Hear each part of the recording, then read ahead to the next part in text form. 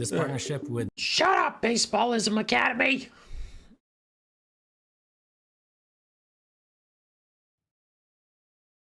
Alright, I'm gonna screech it again in a second.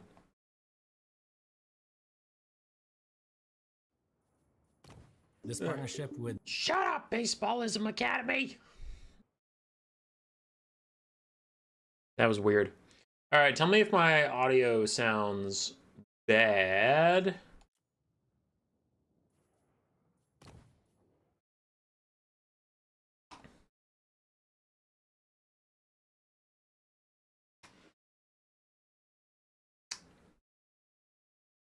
Our DLC needed to get into multiplayer? Not needed, just recommended for the faction you're trying to play. Because, I mean, if you don't have all your options and you're playing at a disadvantage, but you don't need every DLC ever. You just need... Like, you probably just need the DLC for the faction you intend to play. Our DLC needed to get into multiplayer? Okay, I was just listening to myself again.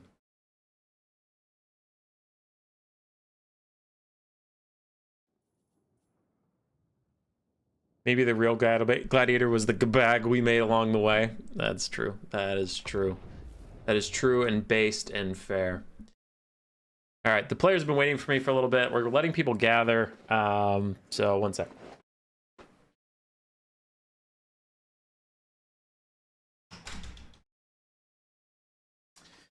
Up.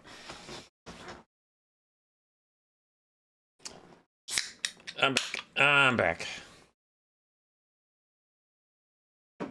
All right, we got a little special thing going on tonight. I will have to explain it multiple times, I know that. But I'm trying to stall at least for a little bit, so I don't have to explain it to this exact group of 20 people twice. So we'll stall as long as we can. So, we are playing Gladiator tonight. We would be happy to have you, dude. We'd be happy to have you. All right, so... We are playing Gladiator tonight, and I will be explaining this multiple times as people come and go from the stream. But what we have here is Gotrek Starbreaker is our main character. This is his army. You notice it is larger than most armies you are used to seeing in multiplayer. That is because he has 15,000 funds instead of 12,400 like usual. His opponent has a smaller army. It is only 12,400. Now you might be like, Human Boy, what the hell is the point? Of course the Dwarves are going to win. Of course the Greenskins are going to lose. This is a dumb battle. Why are you doing this? Well, the Dwarves are supposed to win. But this is the build that they get for the entire stand on their King of the Hill run.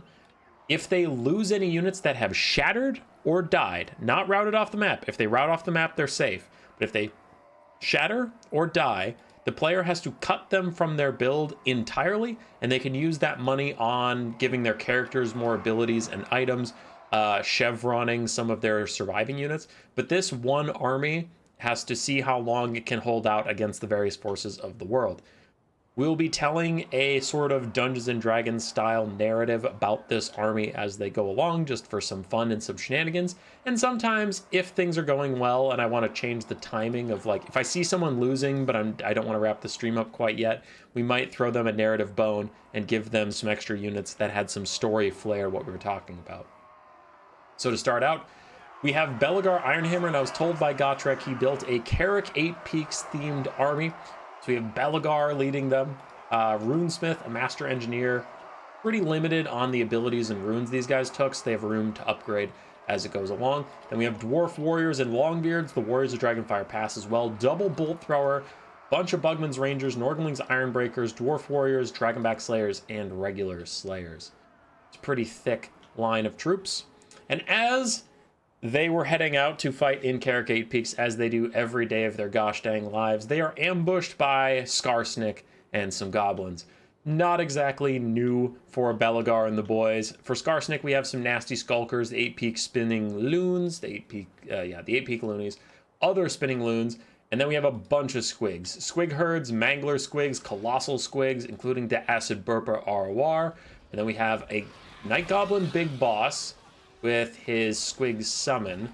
We have a Night Goblin Shaman with Sneaky Stabbin', and Skarsnik himself leading the Squig ambush, but very few actual goblins here in this army. It is a small army. We'll see if these Mangler Squigs and Colossal Squigs can successfully shatter or kill any of the dwarves. Otherwise, Belegar's army will emerge from this battle untainted.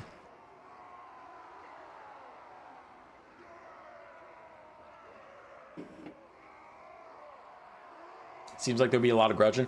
Yeah, with dwarves in this format, your insanely high leadership makes it very hard to shatter anything, so you are going to have to pretty much kill off every dwarf in a unit to get it out of the army. But that said, they're not that mobile, and you can pick to counter them. Now, Gotrek did have 5 bans. He can ban 5 factions from being played against him, because all of his opponents know what his build is going to be, since we all know it's the same every battle. But he only opted to ban Chaos Dwarves. He banned nothing else, so pretty confident here from the dwarves. Starting off, the bolt throwers are going to fire at the Mangler Squigs, who go unspottable from tricksy traps. The bolt throwers cannot target them anymore. The first volley was already in the air, so the bolt throwers finished it, and then they can't find them again as the Mangler Squigs continue to move in. Martin B, I'll get to that in just a second, but it looks like this game is going to be short one way or the other as the Mangler Squigs hop in. They're hopping. We're going to hit that front line soon. Now, if you don't know what the Mangler Squigs are, and you've been living under a rock, they have been heavily nerfed, but they are 4 exploding corpse chariots, and that can make them very potent into these dwarves as they get in there. And the Mighty Oathstone giving the Longbeard 72 melee defense, so the Mangler Squigs aren't going to hit them, like, at all. They're doing no damage, but the main thing is that they're about to explode on this front line, and that should do significant damage. Whatever you think of their melee stats, but like I said, they have been nerfed a couple times, and we're starting to see it here as the Mangler Squig explosions aren't even doing that much damage. Bolt throwers are starting to take a lot, and it looks like Gotrek is trying to use the bolt thrower models themselves as like barricades. He's trying to block off these squigs from truly getting into the back line. Nice little fermented fungi rampage on the Glugman's Rangers to draw them into melee. We do have some squig herds on the back line, more spinning loons and nasty skulkers running around as the acid burpa is rampaging out of control as it just dive bombs through these Bugman's Rangers and Slayers. Some of these Dwarf Warriors have taken a lot of damage.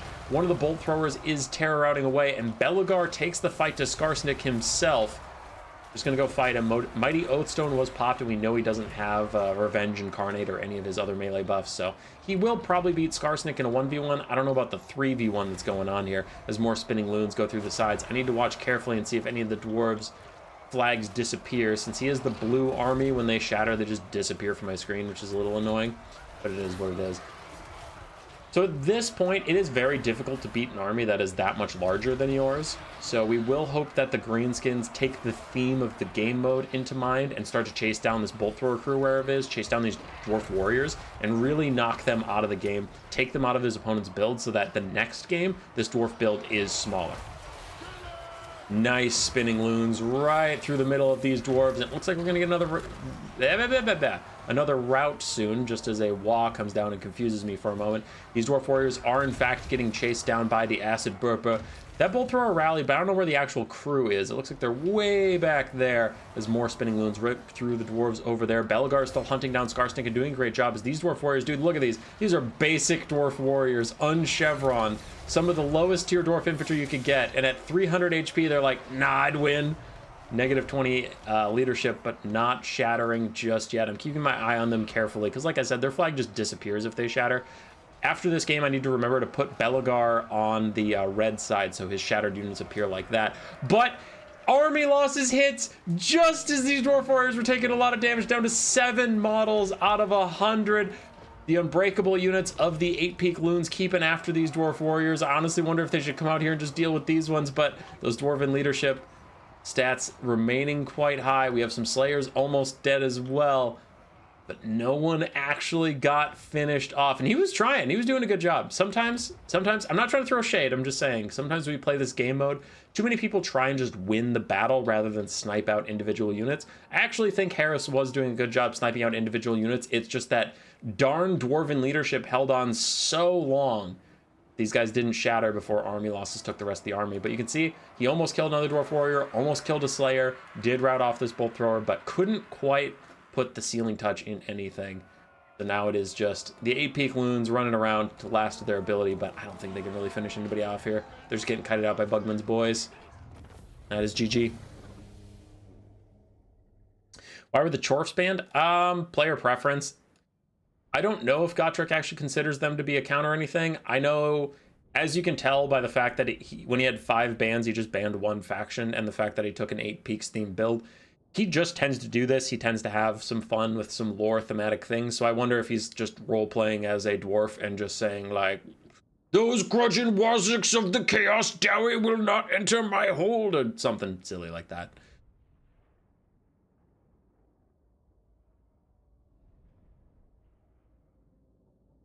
Okay. So Harris will dip.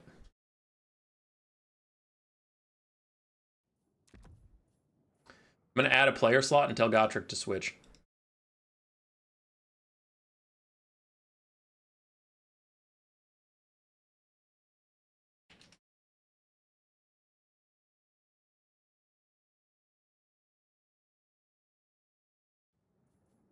All right, we'll get Lenormand here.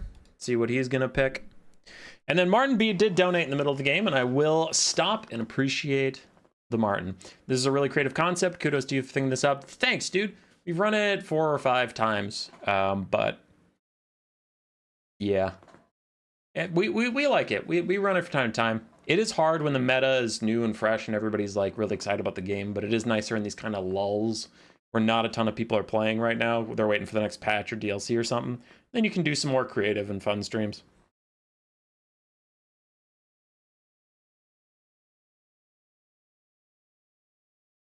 Lenormand is here. Okay, so he is going Tzeentch. So I need to find a map that is Tzeentchy. I'm going to switch back to land battles because I don't see any Tzeentch maps.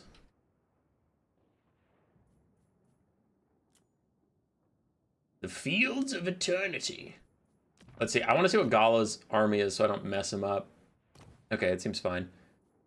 Fields of Eternity.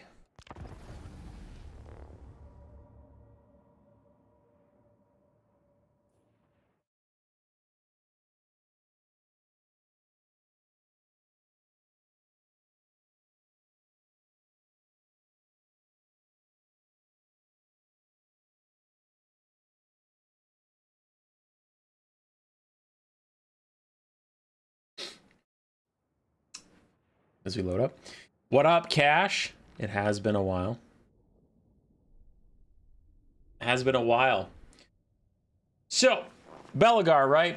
He beat Skarsnik. Like we said, that last fight was pretty standard fare for Belegar. Over in Carrick 8 Peaks, he's always fighting Skarsnik and Queek. But finally besting Skarsnik in his little squig ambush, Belegar decides to take the initiative and he chases Skarsnik down some holes. Now Skarsnik zips left, he zips right, and Belegar's having a hard time keeping up with his army because half that army is riding squigs. And eventually his lieutenant, this little runesmith here, is saying, Sir, we have to slow down, the bolt throwers are falling behind. And Belegar says, I think we do have to slow down. When all of a sudden the ground beneath his feet starts to shake, it starts to crumble.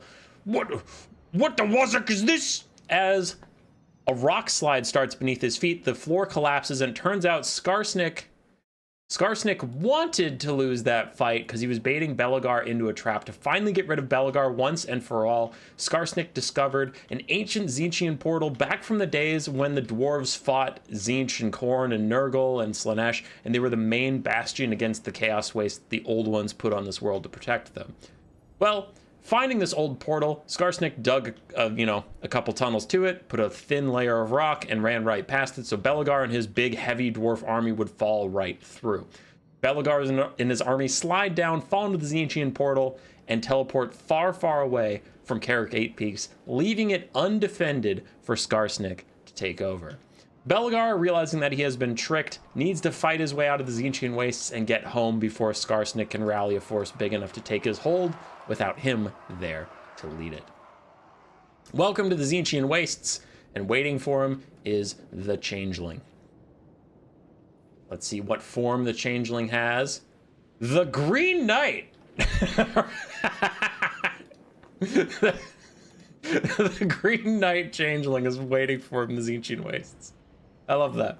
So, for Lenormand's army, we do have a front line of Zongors, Forsaken, a couple Marauders here and there. We have Chaos Knights, 3 of those. We have the Green Changeling, some Chaos Furies, and a Sorcerer of Metal, Final Transmutation, and Plague of Rust. Is this the lore we were being given? Yeah, that's the second part of the Gladiator streams. We changed the game mechanics, so it's not all about winning and losing, it's about actually killing units off. But also, you get some dumb bullshit homebrew D&D style story to go along with it.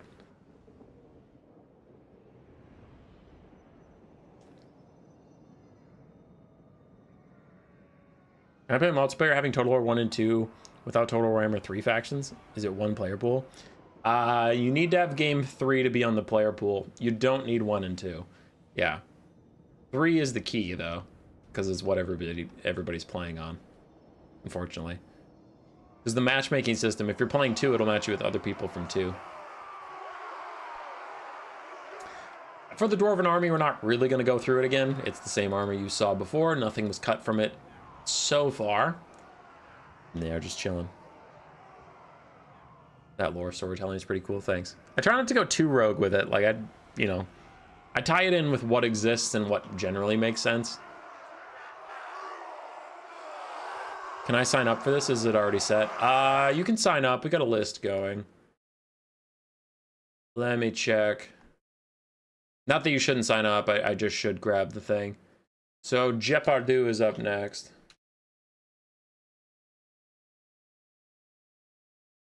Oh shit, they started. I was typing to people, they started. The game is afoot. Chaos Knights of Tzeentch dipping back a little bit.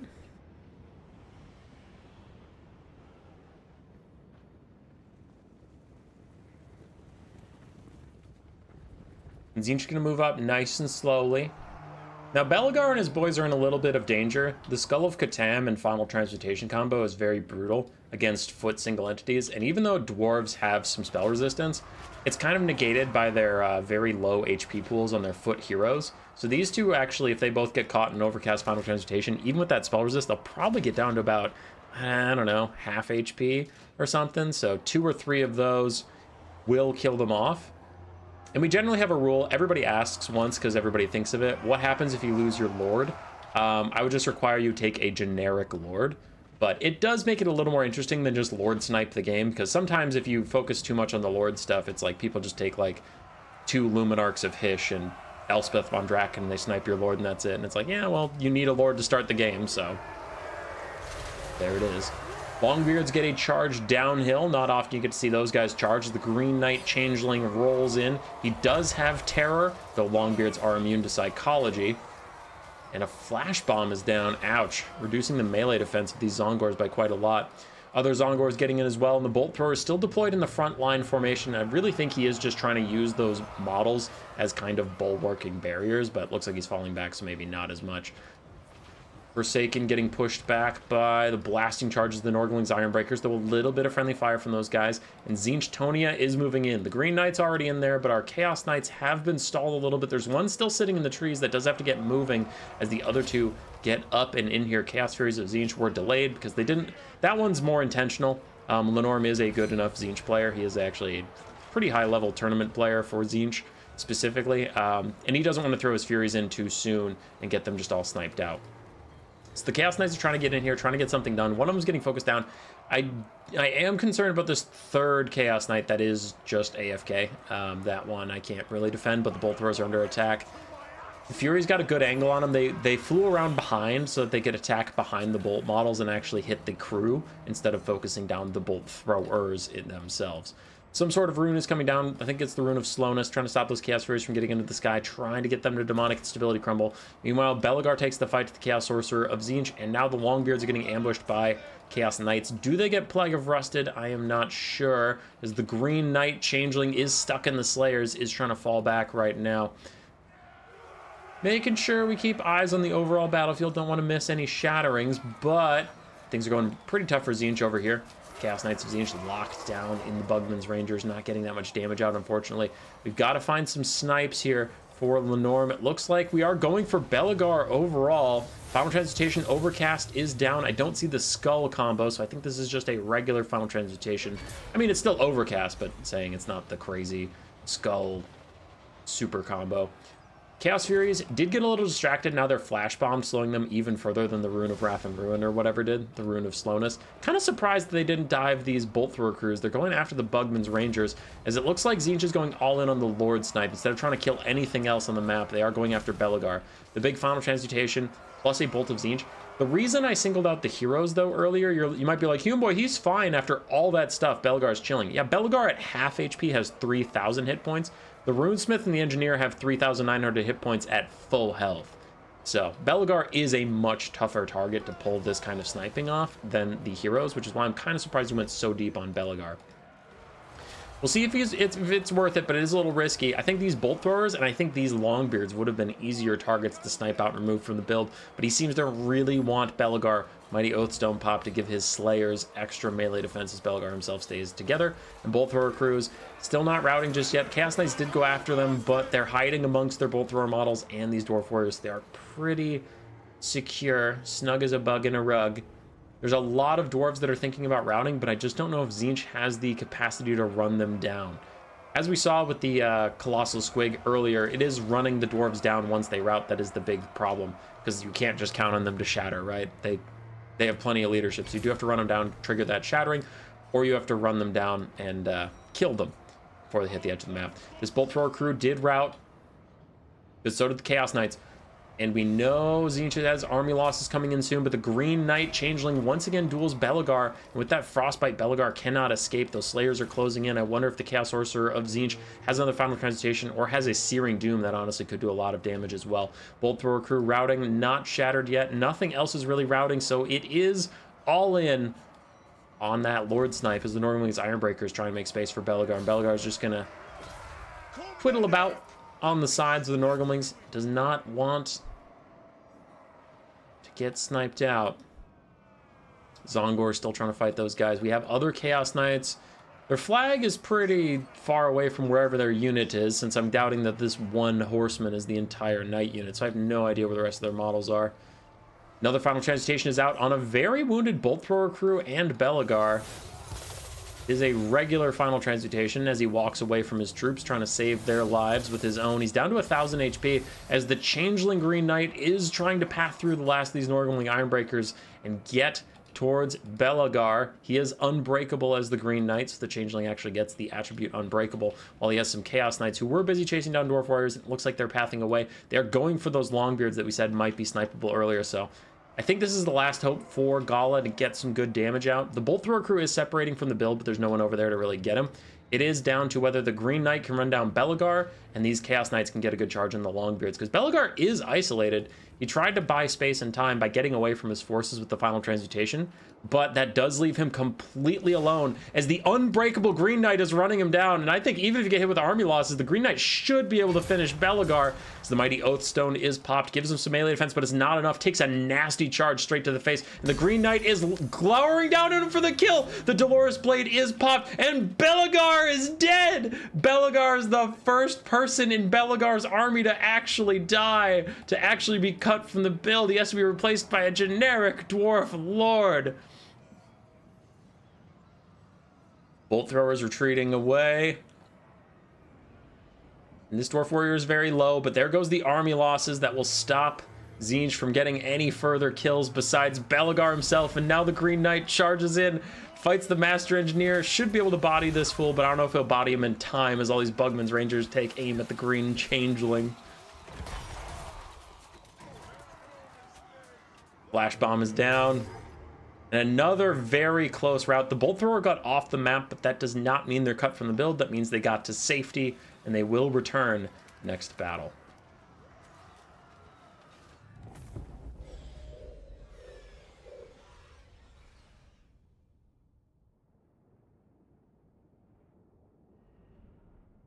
GG. Good snipe on Belegar. That was pretty good. And then, like I said, he got both Bolt Throwers very low. He got a Longbeard and Dwarf Warrior very low, but just couldn't finish that Dwarven leadership. But Belegar must be cut. Belegar must be cut.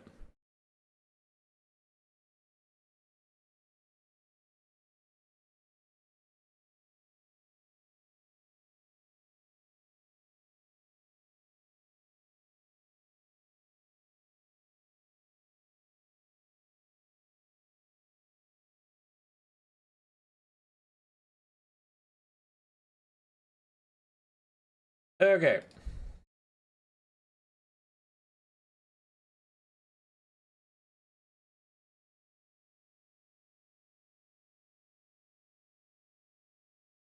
I'm just typing a Gotrek, 1 second.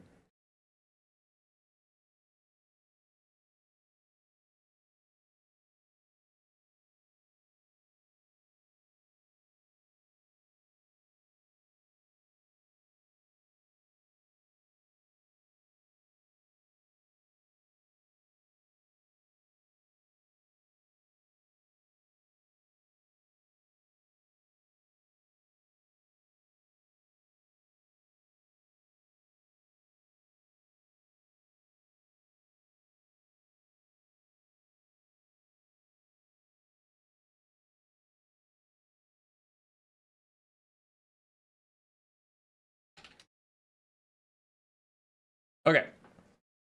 Jepardu joins the lobby. May I still join if this is going on? Sure. Looks like we have Skaven.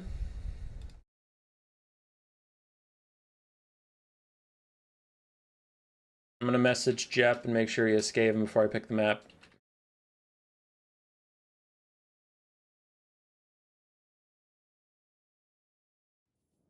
Okay.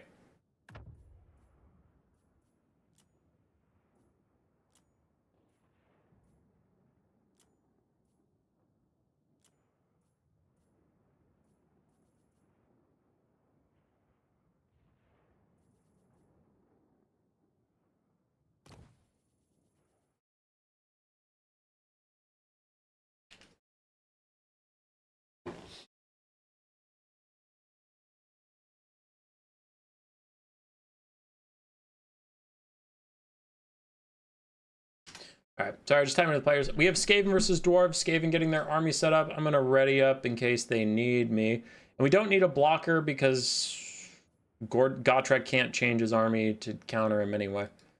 I just need to copy paste the list so that the players who are playing know what's going on.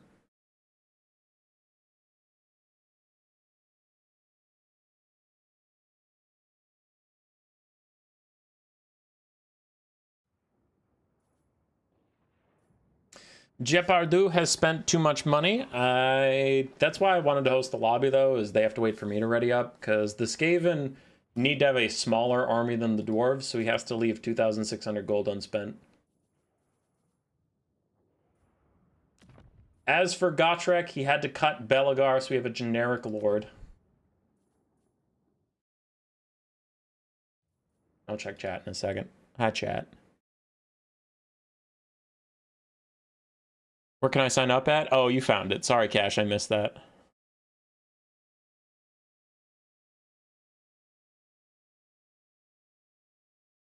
Yeah. Cash messaged me like 3 or 4 times in the chat, and I was busy casting that game, so I didn't see him. And he's just like, bro, where can I sign up? Pay attention to me, you piece of shit. But you got there.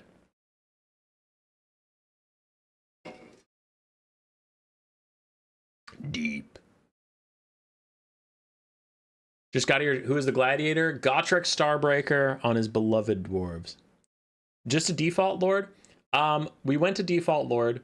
I kept this from you because I like surprises, but since he told me it wasn't going to work, I did offer if he... So he had a runesmith, an engineer, and Belagar, right? And Belagar died. I offered him either to get a generic Lord or to get a rune Lord by cutting his runesmith. So in the narrative, his runesmith gets promoted to rune Lord, and then get the ghost Thane. And I was gonna have the ghost Thane be the ghost of Belagar, trying to like advise him on what to do after he fucking died. But Gotrek was like, no, the money doesn't work out. I have to cut some stuff and it's complicated. So for now, let's just go with the Lord. All right, I think the Skaven are ready. We'll see.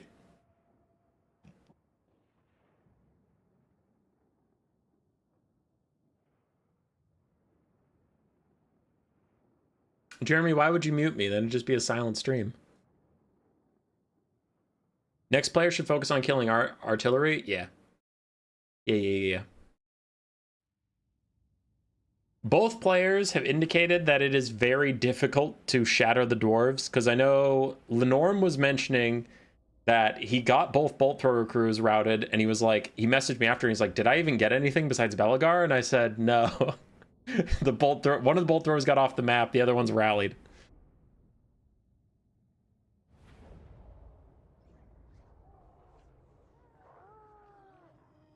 What up, 100 Days Music? Hope you're doing good. Ghost Thane would be sick, yeah. Oh shit, it's this map! No way! I didn't know it was this map. I just picked a random underground map. None of their artillery can see anything! Shit! Oh shit! They all look the same on the mini map! The mini map is just a rectangle. I'm like, yeah, that's a good one. It's this abomination. They can't see shit.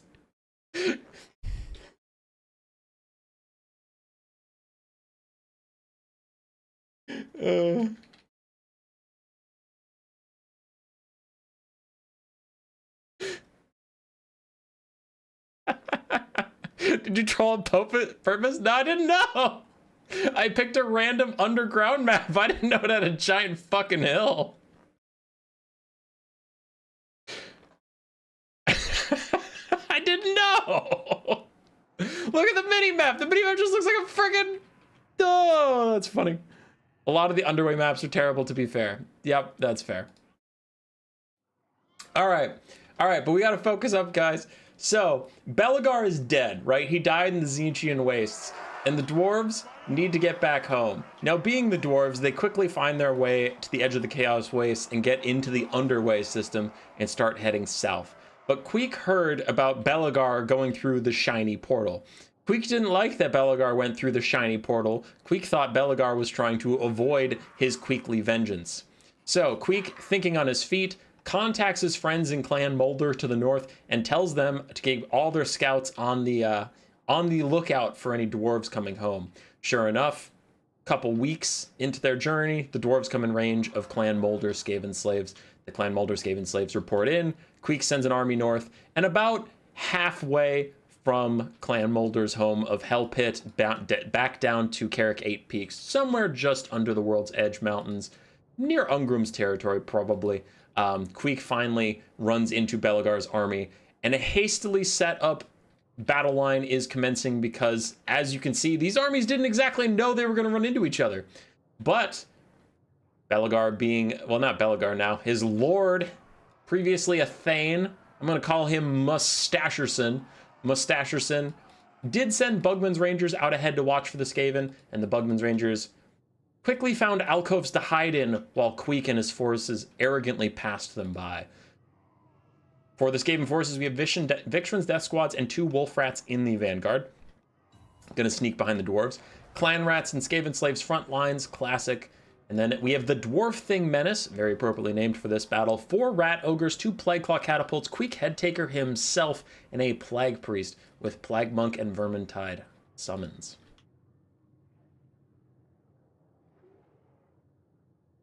It'd be worse for Jep given that Gotrek is only using the artillery as a barricade anyway.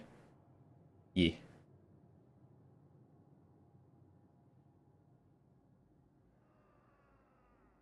They sent our all Skaven bulletin to be on the lookout for dwarf things. Hey, we try and use some non-competitive tournament maps because everybody's seen the tournament maps like a billion times, but in kind of a silly narrative battle, it's fun to get something different.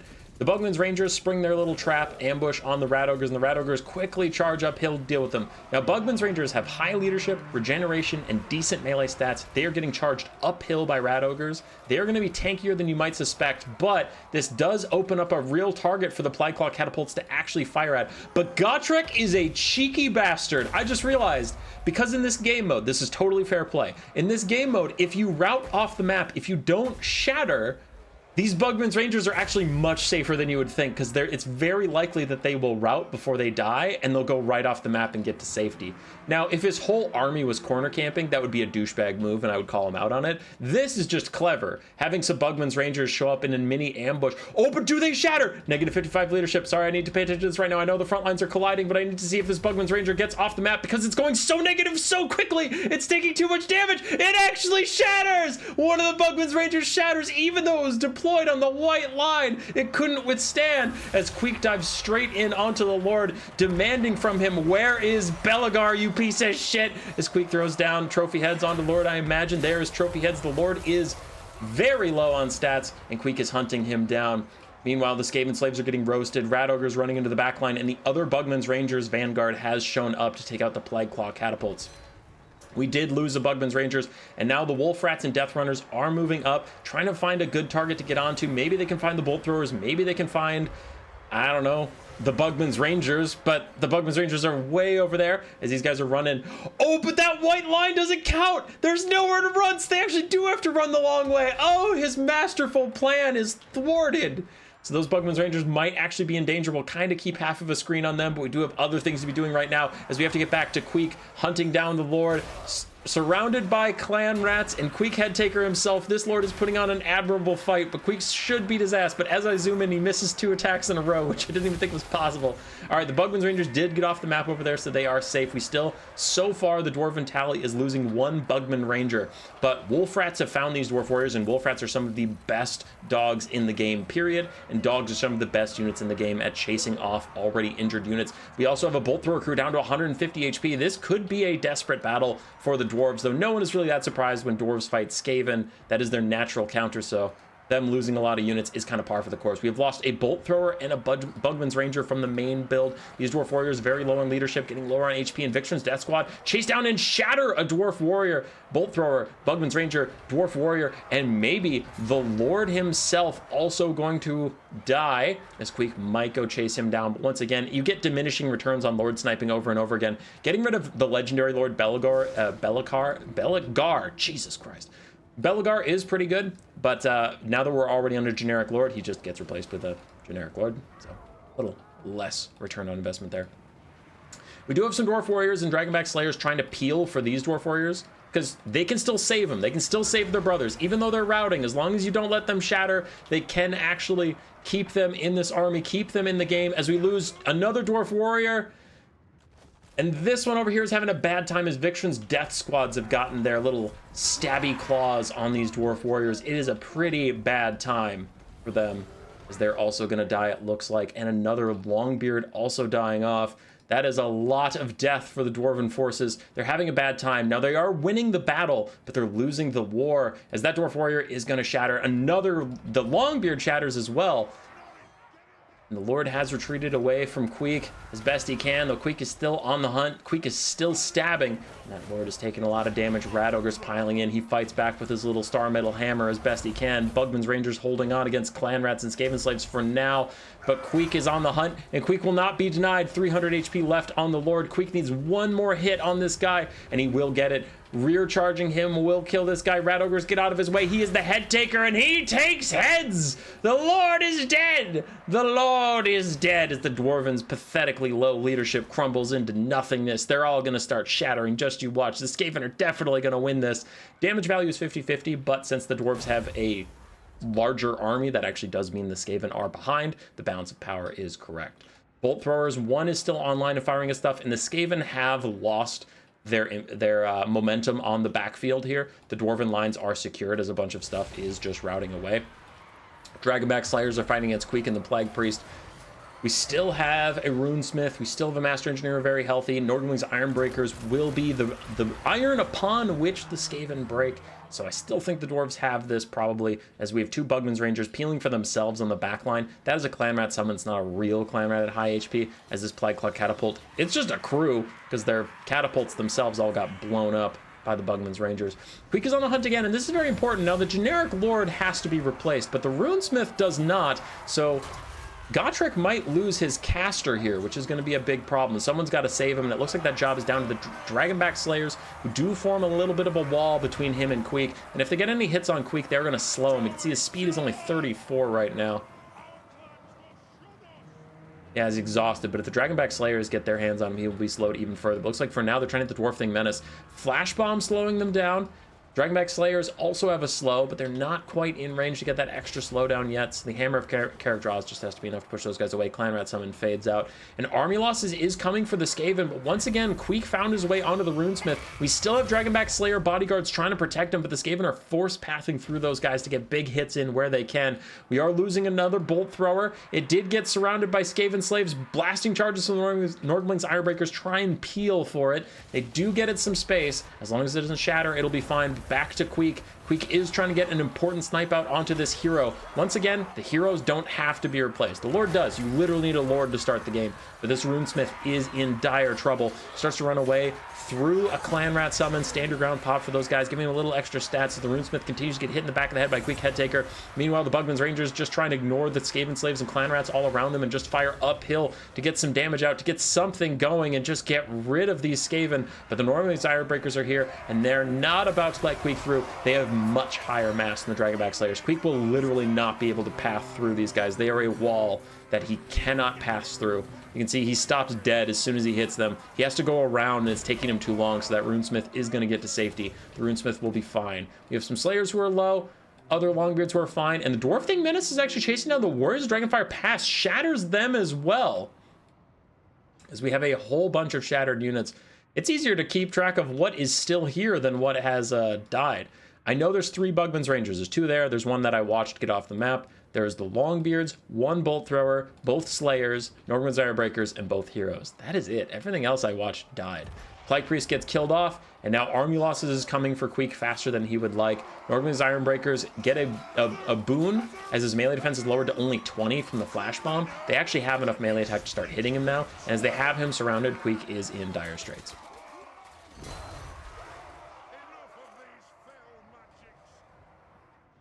Over here, Victron's Death Squad pair up with the Dwarf Thing Menace to try and get some extra damage out on these Longbeards. They're getting good damage. I just wonder if they have the time. Army Losses is closing in every second. Every little tick of damage Queek takes is one step closer to Army Losses. And there it goes.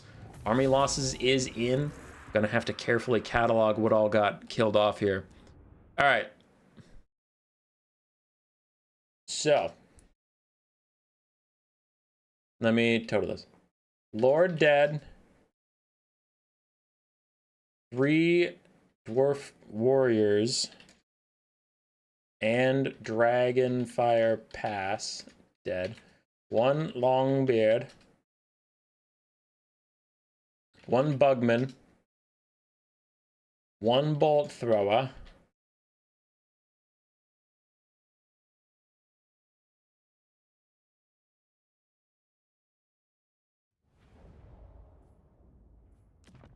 now I have to message Gotrek.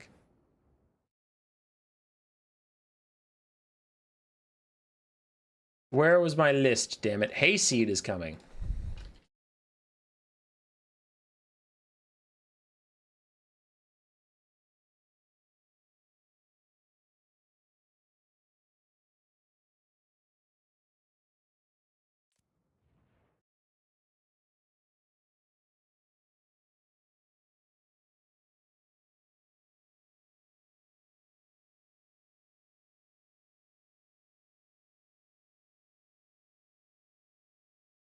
Okay.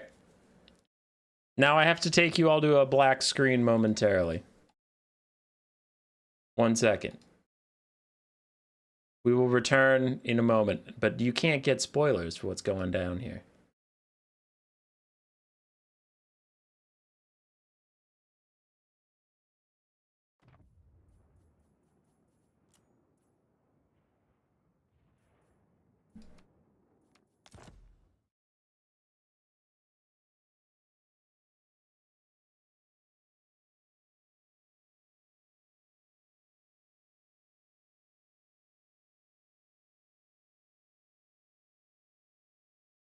I need to find a map.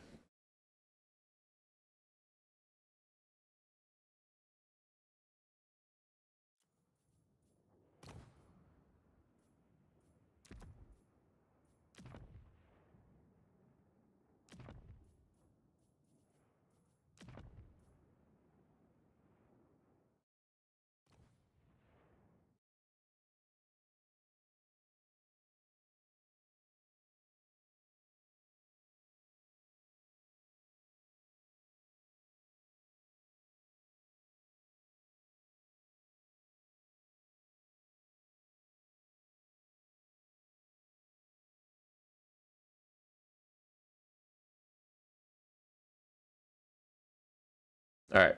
We're up to some schemes. Don't worry about the black screen.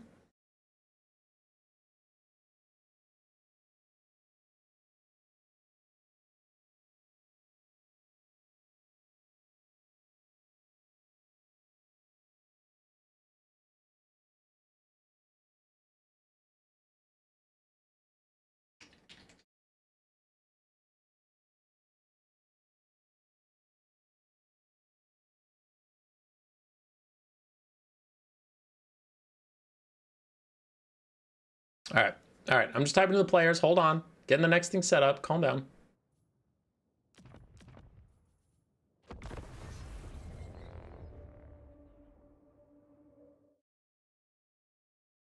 No more darkness. We are back. So, I did say, where did I say that Queek ran into Belagar's army? Where did we find that? Well, they met up right underneath Carrick-Cadrin.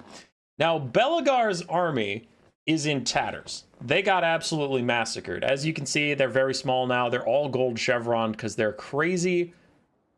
They're crazy elite at this point. They've been fighting for quite a while. And a ghost appears to the Rune Lord, because Mustacherson died already, and the Runesmith became a Rune Lord, and all the dwarves look to him. And a ghost Thane appears, and it looks like their departed Lord Belagar. And Belagar comes to his army and he says, "Oi! Don't you lose me army, we gotta get home and defend Carrick 8 Peaks against Skarsnik.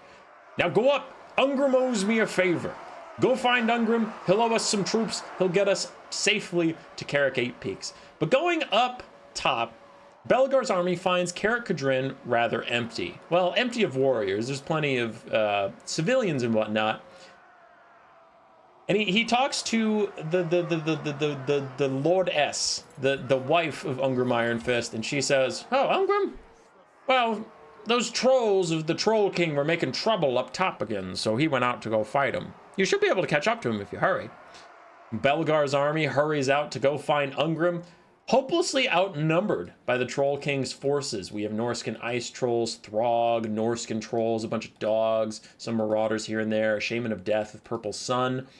And Ungrim's army, controlled by AI, is just the regular Slayer fare. A couple Doomseekers, Giant Slayers, Slayer Pirates, Ungrim and his son Gargrim going to fight the trolls. Belagar's army arrives to help out because they were about to ask this guy for help, and if he goes and wastes all of his forces, then that's really not much good to them.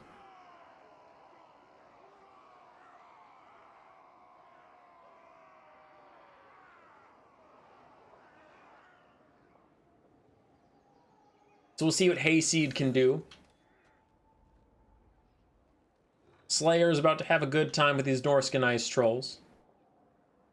But this is more of a thematic battle. If a lot of Ungrim's army dies, Gotrek will not get any reinforcements on his trek towards 8 Peaks, because, you know, most of Ungrim's army will be dead and he won't have any men to spare. But if this army gets out of this mostly intact, then maybe Ungrim can spare a few Slayers for Gotrek to take with him. Does the ghost have a mustache? I mean, probably. Yeah, he has a mustache in that beard.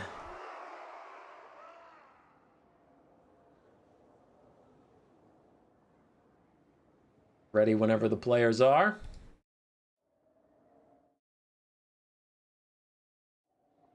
And up next is In Cars.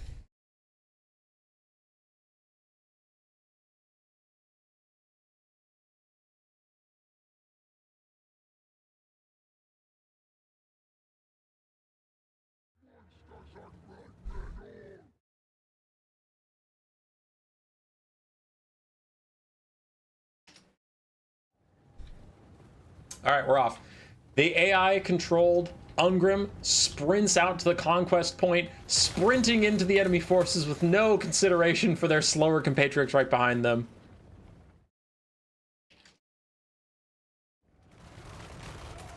The Norsca Ice Trolls get straight into the Slayer Pirates. Their leadership is already faltering, though, as we do have some Bolt Thrower fire coming over the top, and Bugman's Rangers here to support as well. Hayseed is closing with his Trolls as best he can, but there's a lot of Dwarves to deal with. Takes half health off those Slayer Pirates on the charge. Then his Trolls are going to rout. Elsewhere, though, we have some Giant Slayers seeking a glorious death, fighting a bunch of Norscan Warhounds. None of the Trolls are going to go offer to help with that, but the Warhounds themselves trade effectively into Giant Slayers. Effectively doesn't mean they'll win, but 1,200 gold Giant Slayers versus 2 400 gold dogs. The dogs will do more than they're worth. As these other Slayers, Gargrim and Ungrim hunting down Throg himself, as other Giant Slayers kind of hung back to defend the Dwarven lines, but we have some sneaky Norscan Warhounds trying to get through the Slayers and take out the last of Belegar's old Bolt Throwers. Belegar himself is long dead, but his Bolt Throwers are here to stay. The AI forming quite a blob. I do wonder when we'll get our first Purple Sun, but we haven't gotten it just yet. And man, those Giant Slayers in the background getting ripped apart by those dogs. Go, dogs, go. Bolt Throwers did take some damage, but it so far looks like the Triple Gold Chevron Slayers are holding their own as Throg and the boys fall back, keeping very even on damage value with the CPU and Gotrek's army. So even though he's outnumbered 2-1, he's doing good damage back. And I really want to see that Purple Sun. The Sorcerer hasn't cast one yet, and we have some nice chunky squares. Look at these chunky squares. Give me a Purple Sun on the chunky squares. Slayer's down to half HP as the dogs have eaten them alive, but they're keeping the Bolt Thrower safe, and that is really their point. Give me a Purple Sun on the chunky squares. Purple Sun. Purple Sun. Purple Sun. The Trolls are too scared. The Trolls are all routing. Even Throg himself is routing as the Shaman Sorcerer. He's gonna terror out from Hans Virison, which is the ghost of Belegar Ironhammer, which is totally canonical. Army losses coming for them soon. We did not get a single Purple Sun. No, it's a tragedy. No Purple Sun. What is the point of being around anymore? Ooh, maybe. We're back in. We're back in. The Norse Control's going to charge in. They'll buy space for the Purple Sun caster to get to safety, and then he can turn around and use Purple Sun. Throg is getting away to safety where he can rally and where he can keep these troops in the fight for a little longer as the Shaman Sorcerer needs to get through here. Needs to get out to Purple Sun casting distance. But terror out from that Ghost Hero takes out the Trolls. More and more stuff is routing.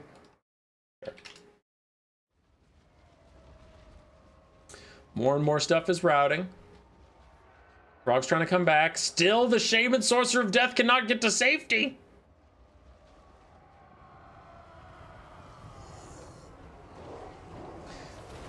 Dogs charge back into the AI Giant Slayers. That Bolt Thrower is going nowhere fast. We also have some dead Slayer Pirates. So let's take stock of the army Gotrek was trying to assist.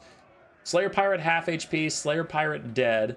Giant Slayer full HP, Giant Slayer dead. Both regular Slayers are fine. Gargrim and Ungrim are fine. Sounds good. Sounds good. Throg wades in for a final charge as army loss is going to take him and his troll army out. Could not save the Purple Sun caster.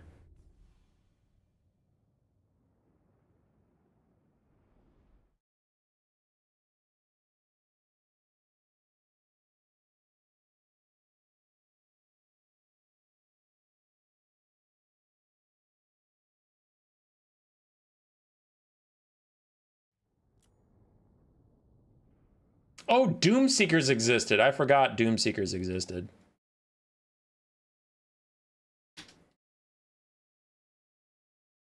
They were apparently somewhere.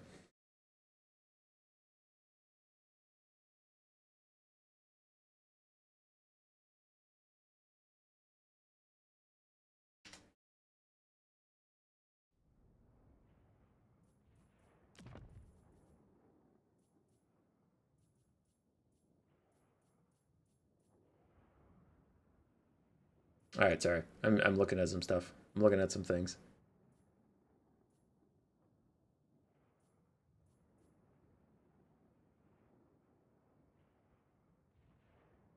All right. Let's get in cars in here.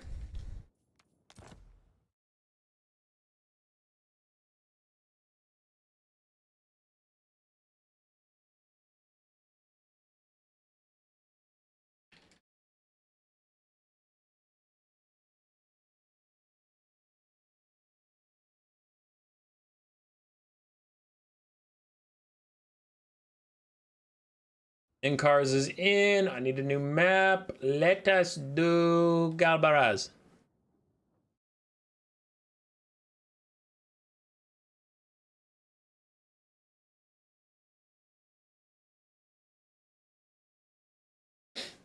Okay. Okay. So Gotrek got a couple Slayers from Ungrim.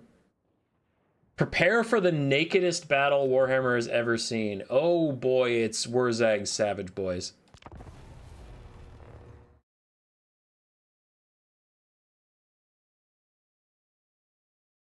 Ebok, who was outnumbered 2-1? Ebok, it's all about the narrative of the dwarf army. It's not about who wins or loses. Teddy Spaghetti with the membership. Thank you, sir. Thank you. That was nice. That was nice. So, after getting a couple Slayers from hanging out with Ungrim, got some Slayer Pirates and Doomseekers to follow him on his trek. The Rune Lord, accompanied by the Ghost of Belagar Ironhammer, heads south. But the underways are full of Skaven, so they go the overways. Dwarves are still hardy mountaineers, and as they climb through the mountains, they think they'll have an easier time making it than through the wastes of the underway, full with Skaven baddies. But high on one mountain peak, they hear and it gets louder and louder as it gets closer to them. And as they come over a cliff, the mountain itself marches towards them through the chanting of the Greenskins. Rocks separate from the peak and start getting glowing green eyes. A rogue idol appears in their way, and the dancing man, Wurzag himself, hops up on a nearby cliff and points at the dwarves. Shouting some orcish gibberish, he just goes, and the dwarves are like, I don't fucking know what that meant, but okay. And a bunch of bare naked savage boys come riding over the cliffs to run down the already tattered forces of Carrick 8 Peaks. We have Savage Orc Boar Boys, Savage Orc Biggins, and Savage Orcs Triple Orc Boar Chariots. Then we have a Rogue Idol and Wurzag dancing along with a Foot of Gork as his only spell. This stream needs a nudity warning? Never. Hi, Michael Hobson. Hope you're doing good. I'm hooked on a feeling. I'm high on believing. Rogue Idol and the boys moving forward. We still have a lot of Bugman's Rangers and one Bolt Thrower, though I suppose we don't have Iron Drake Trollhammer Torpedoes, we don't have Thunderers, we don't have Thunderers with Grudge Rakers, we don't have anything really to do that much damage to the Rogue Idol so that they would kill it before it even hit the front line. So these tightly packed, heavily armored Dwarf Warrior front lines might actually be in trouble. The Bolt Thrower is going to chuck what it can at the Rogue Idol on the advance, but 16,000 HP is quite a lot to get through before he even finds you. Meanwhile, if the Dwarven formation is too tight, we could see a Foot of Gork dancing on their pretty little dwarf heads.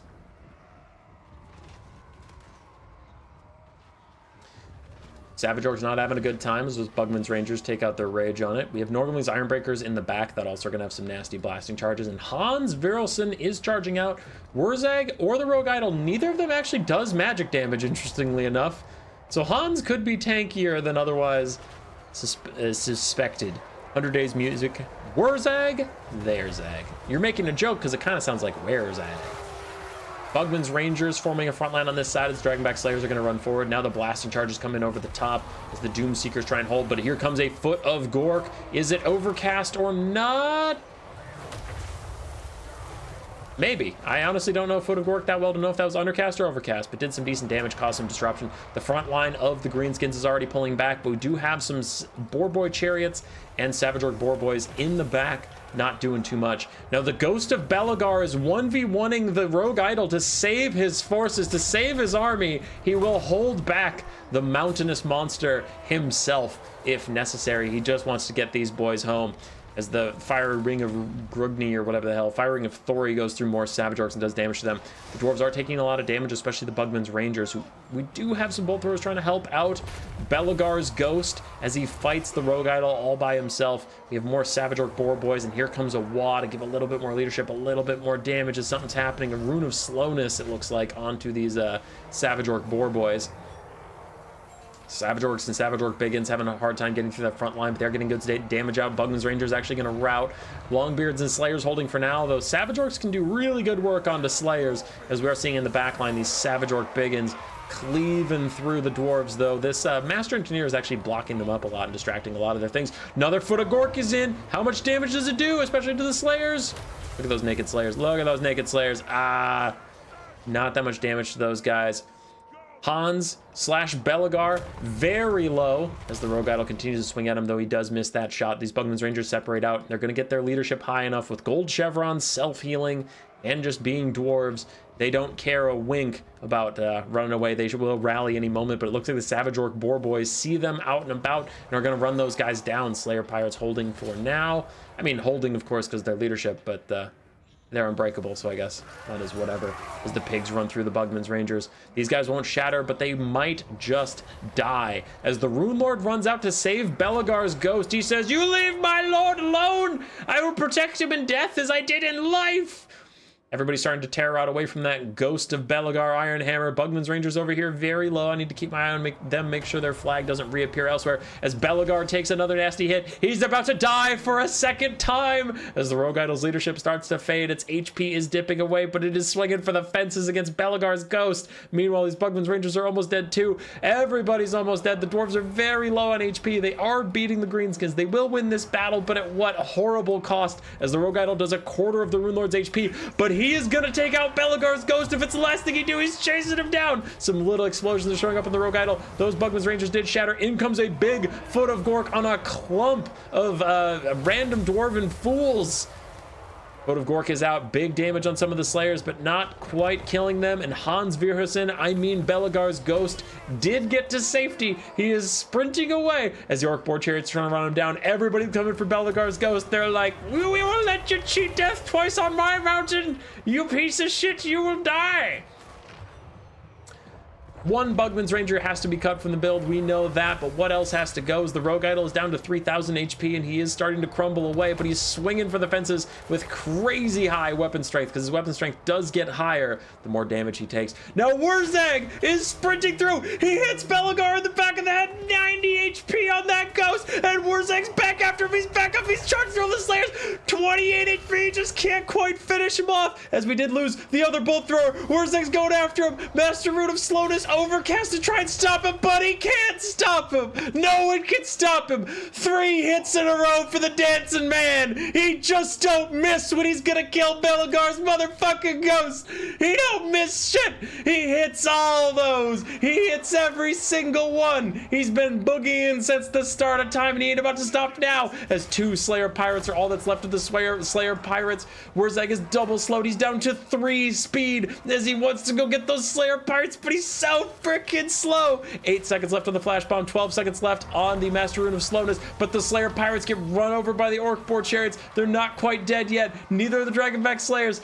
Barely clinging to life, some of these Dwarves, as the Bolt Throwers. We did notice that those are gone, so we lost Belagar's ghost, we lost the Bolt Throwers, we lost 2 Bugman's Rangers, one over there, one here, and a final Dancing Man's giant plan comes in for the Bugman's Rangers, squishes some of them as the Rogue Idol flops onto him with 51 HP. His leadership rallies as Wurzag gets closer. He's gonna fight it out. He ain't giving up for shit. And those Slayer Pirates, those 2 Slayer Pirates did survive the Boar Boy charge. Oh, that looks epic as the Rogue Idol takes a blasting charge volley that kind of looked like it was going for Wurzag. We all know it wasn't. Wurzag gets attack orders onto the Slayer Pirates again. He goes, wait, they didn't die? As army loss is coming for the Greenskins, they probably can't survive this one, as it is too much. Those Slayer Pirates with 12 HP hold on, but Belagar, 2 Bugman's Rangers, and a Bolt Thrower did perish. Belaghost, 2 Bugmans, last Bolt Thrower are toast.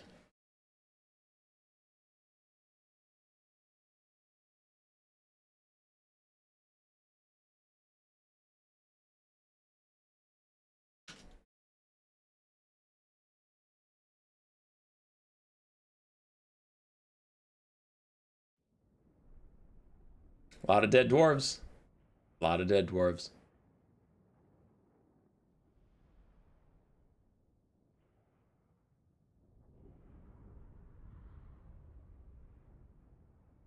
I don't know why I'm looking through the values. It's artificial as hell.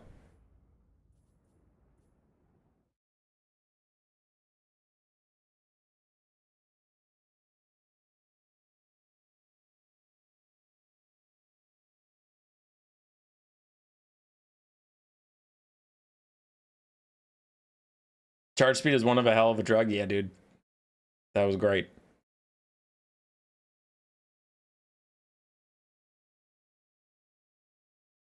Bella gone. Alright, I need to boot in cars and get Jacker skins in here.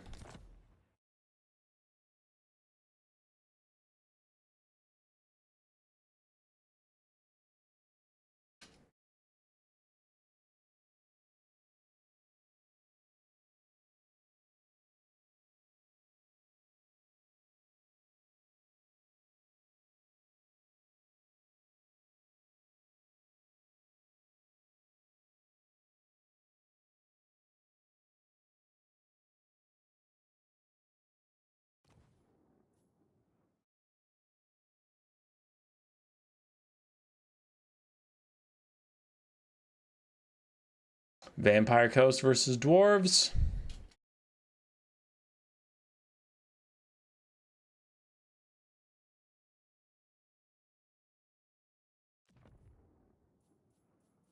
Vampire Coast, huh?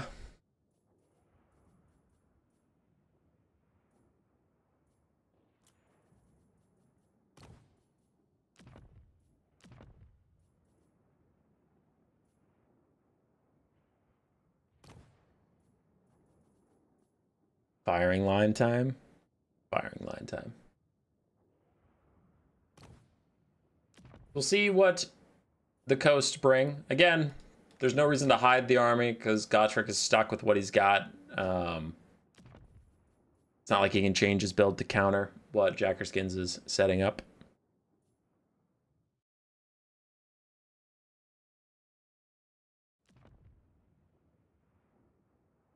Can the chevroned dwarves beat whatever the Vampire Coast can bring? They do still have 1,400 gold advantage. They spend all their gold they could on chevroning and abilities and all that crap. The Vampire Coast does still have to leave 2,600 not spent.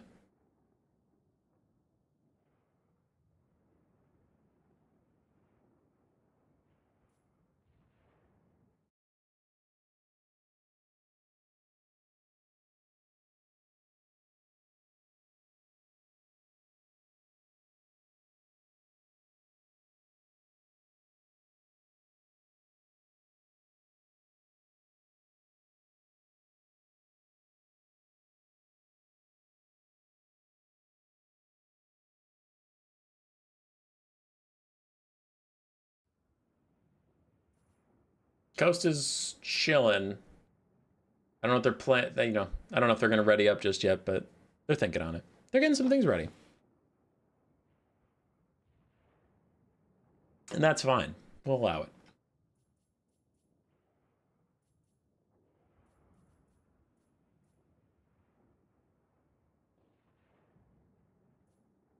I love that he brought frickin' Luther Harkon. Like, if anybody is going to somehow wander into the old mountains and mess with a random dwarven army, it's frickin' Luther Harkon.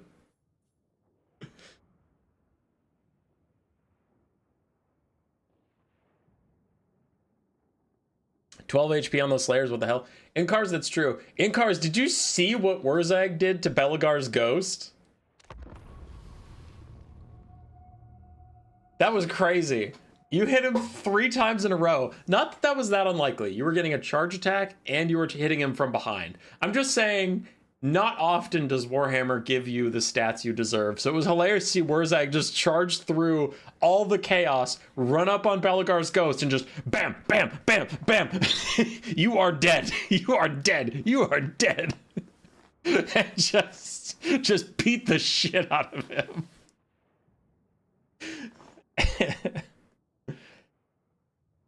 Wait, this isn't our form. Queen Bess, double bloated corpse, Double Rotting Leviathan. I wonder if he's going to do my APC tech from the Vampire Coast combo video. I wonder.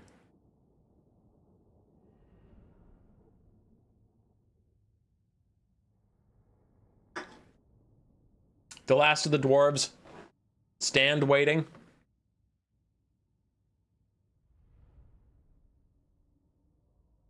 So we chose the map Horned Hills for a reason. After getting ambushed by Wurzag in the mountains, not pleased, the dwarves continue on. They're very close to Carrick Peaks. You didn't watch the combo video? How dare you? It's a good video. They come across... Crap, what's that pass? It's not Blackfire Pass. Black Crag? Might be Black Crag.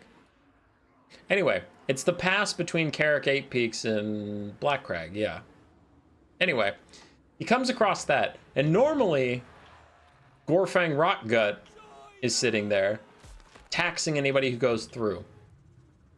But Gorfang is strangely locked up inside his keep.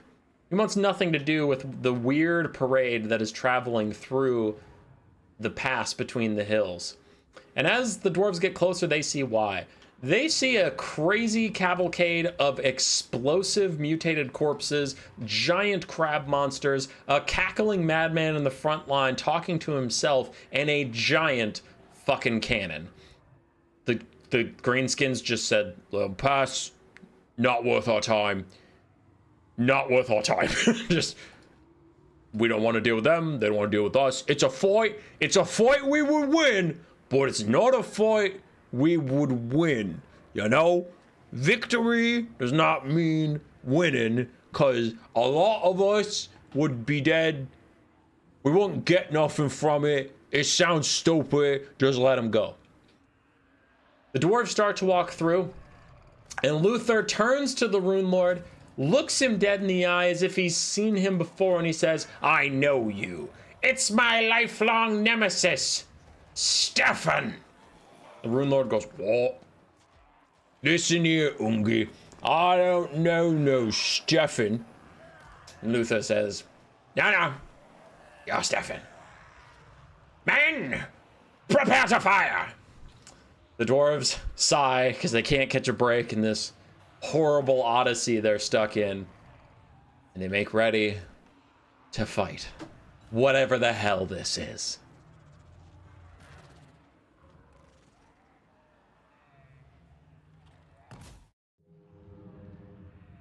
Vampire Coast have no caster. They just have Luther Harkon, a bunch of handgun mobs, 2 bloated corpses, 2 rotting leviathans, a couple rotting Prometheans, and Queen Bess.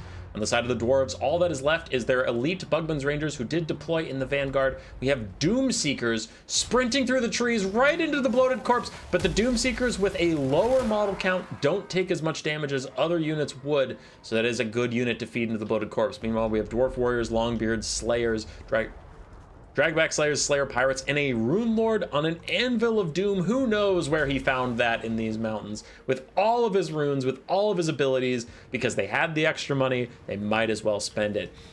Other Slayers trying to avoid the bloated corpse that is looking for a hug. He's charging in. A flash bomb slows him down just as he was about to get there. He loses speed. He's down to 15 speed as Queen Bess gets a shot on the Longbeards.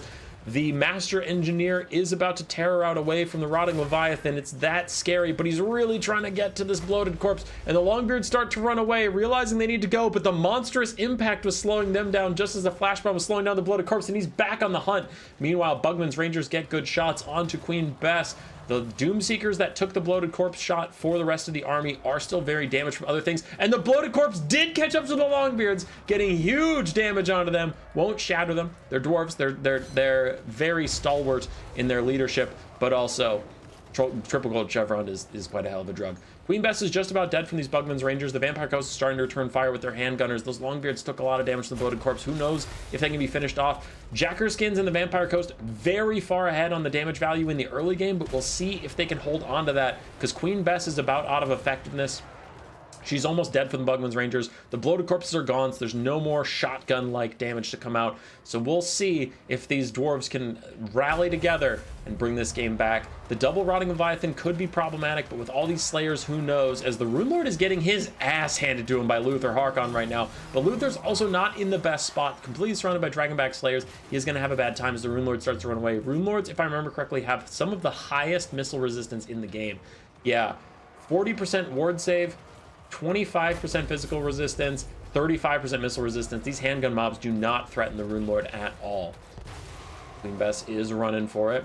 We have Slayers very low. Norgmling's Ironbreaker's also not feeling too good after Queen Bess took some of her fury out on them, but Queen Bess does crumble away. No longer a problem here. Master Engineer tries to get away from the Rotting Leviathan. Quick little flash bomb, do some damage. Dwarf Warriors have to fight the Rotting Prometheans too, but it's looking tough. It's looking like a bad time. As Luther Harkon survives the Dragonback Slayers, down to half HP as the Dragonback Slayers take the fight to the handgun mobs instead. Other handgun mobs getting very low. Doom Seekers and Slayers fighting to the last of their capacity. These are the Doom Seekers that Ungrim Ironfist himself lent to Belgar's army. It looks like he might not be getting them back in the same shape he sent them. Master Engineer was running for safety, but the Rotting Leviathan jumps onto him. Gonna shut him down as the Bugman's Rangers can turn and fire onto more stuff. A lot of handgunners are dying, but Jackerskins is still up 2-1 on damage value from the dwarves here. Dragonback Slayers charging back and forth, just try and shut down these handgunners, but they're taking too much damage to be able to take out the Rotting Leviathans in the end. Another big blasting charge shot. Oof, that just knocks out those handgunners entirely. And the Rune Lord thought about fighting Luther Harkon, is deciding against it, but Luther is closing in. Rune of Slowness slows his speed, but charging is a hell of a drug, and he runs right in. And even if you try and run away, he still has that nasty pistol. He's gonna fire at it as you leave. Yeah! The Rune Lord's trying to get to safety. Looks like the last of the handgun mobs are down, so we are down to the Rotting Prometheans, the Rotting Leviathans, Luther Harkon, and that is about it. We still have a full health Bugman's Ranger, but they're running low on ammunition. We still have Norgmling's Ironbreakers. We have a good number of Slayer-type units, but not a lot of Slayers left in those units. It's looking pretty brutal.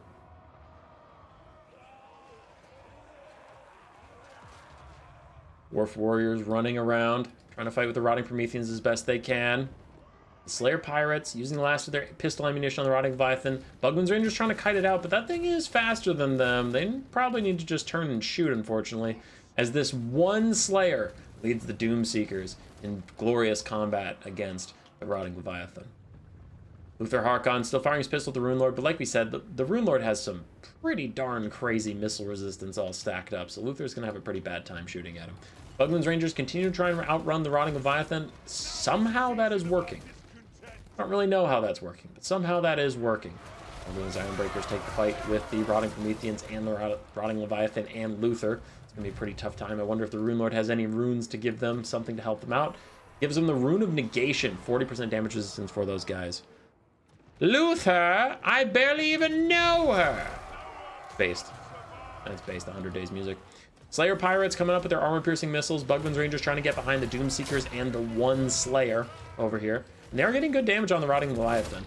The units that are left for the Dwarves are good for what they need them to do. The only problem is going to be, you know, if they've still got the gas left in them to win this fight. Rotting Prometheans dying off.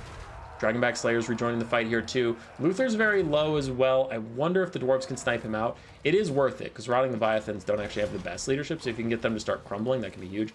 Bugman's Ranger's going to turn and fire. That will be a lot of damage as well. Once again, 113 armor is quite a lot, but Bugman's Rangers, good missile strength, and still ammo is ammo. So the dwarves are scrapping back in this actually pretty hard. Dragonback Slayers and Dwarf Warriors teaming up on this Rotting Leviathan. Norgmling's Ironbreakers fighting Luther Harkon. Do have to get some good damage on him. He does have the hunger, so he's slowly trying to heal up, though they are doing damage faster than he can heal, which is very good. And I bet that's probably the Rune of Breaking, right? Yeah, Rune of Breaking. Armor Sundering and 25% more damage is going to be really bad for Luther. And honestly, if you could spread some of that Armor Sundering on the Rotting Leviathan, that could be a little helpful. But I think the dwarves are rallying pretty good here. Doomseekers and that one Slayer held on. Now the Rotting Leviathan's coming back over. Wants to snipe out the Rune Smith, Rune Lord. Stefan will pay for his crimes. Damn right, Stefan will pay for his crimes.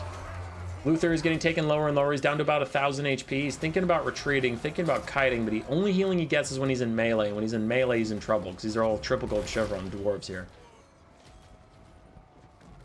Slayer Pirates 4 ammo left. Bugman's Rangers 5. They close in. Still all the Slayers ready to fight to the death against the Giant Crabs. Giant Crabs have no healing whatsoever. Luther didn't bring a caster, so he can't heal them, and they have no self-healing. As the Rune Lord just stays alive, he's not too worried about leadership. I think he wants to just be around to cast spells, as Luther is trying to track him down now. We all saw Luther, when he starts charging, pointing his sword at this guy, there's no way he misses. He is going to get into the fight. It looks like we have a Rune of Slowness so that these Doom Seekers can catch up to Luther, and that is going to be a bad time. Doom Seekers do actually have bonus versus infantry, and Luther is crazy slow now in the middle of them. Less than 1,000 HP left for the Dread Lord of the Sea. These Rotting Leviathans, I think one is thinking about chasing down the Rune Lord himself, but that would put him in range of the Bugman's Rangers and the Slayer Pirates. Meanwhile, Luther is still getting hunted and absolutely slapped by these Doom Seekers over here. As someone's opening my door, what are you doing? I did not give the Moo Cow his meds. Why?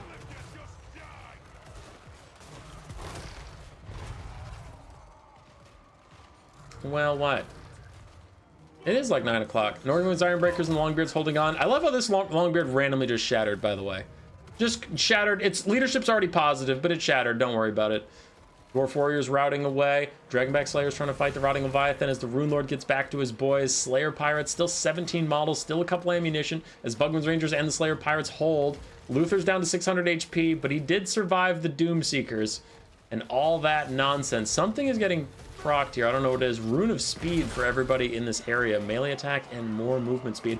Slayer Pirates kiting back. They really want to use all the rest of their ammunition. Looks like they're going to start using it on Luther himself. Down to 500 HP. 524. He's still doing kind of okay. Dragonback Slayer surrounding the Rotting Leviathans and Bugman's Rangers getting in there. Getting some damage out as the Northern's Ironbreakers keep up. Luther's down to less than 500 HP, but he gets back into melee, getting that hunger. He is currently regenerating. None of the dwarves can seem to catch up to him, even though he's in melee. Starting to swing at him now, but not getting a ton of damage out. The Rune Lord is still trying to offer that support, and Luther starts to crumble, and then he rallies. Does the Rune Lord just take the fight with him? I don't know. Looks like he's trying to path away, trying to get back to his Dwarf Warriors, but Luther comes in with a spinning slash that goes nowhere, and the Dwarf Warriors have attack orders onto him, but ignore him? I don't really know what happened there as the Slayer Pirates get stuck in the fight. Why are you holding the cat awkwardly? He was in the bathroom. That's great. I am trying to stream here, you silly shenanigans haver. I don't know. Probably his ear one. I don't know about the pain meds. Give him the ear one. Okay. Rune Lord is going for a charge, casts Rune of Breaking on himself. He's got to take this into his own hands. He's got to take out Luther Harkon. He gets a big hit on the charge. One more hit and Luther's dead. And maybe that will start the crumbling. Maybe, possibly. I mean, these Rotting Leviathans are still pretty high on the HP, but there goes Luther. He is down. Rotting Leviathan down to 2,000 HP, and it is crabbing its way through for the Rune Lord. Does get a hit onto him. He has the Rune of Breaking. Maybe just turns. Maybe just fights. Bugman's Rangers have 2 volleys left. Do they get to use either of them? As the Rune Lord turns, he is going to fight the Leviathan as it gets another diving attack onto him, but it misses the shot yet again, and it is starting to crumble. That consistent damage over time is crucial. It is huge for the dwarves. Can they get this down to a single Rotting Leviathan thing? The Rune Lord's taking a couple shots here and there, but the Rotting Leviathan is getting the worst of it. Went from 3,000 HP to 1,300. The Rune Lord's down to 500, and he's thinking about routing. -3 leadership. Don't you rout? The dwarves need you. And the Rotting Leviathan manages to rally out of nowhere as the Dwarf Warriors on its backside are trying to fight it. Army losses takes hold. Army losses knocks the dwarves out, and it's just the Slayer Pirates. They can't quite do it. I think if those dwarves had all been unbreakable and they hadn't gotten army loss, they actually might have done it.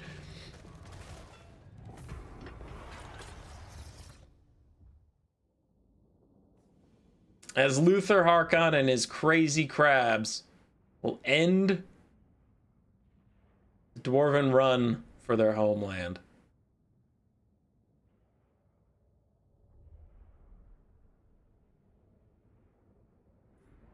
They tried to get home. They could not get home.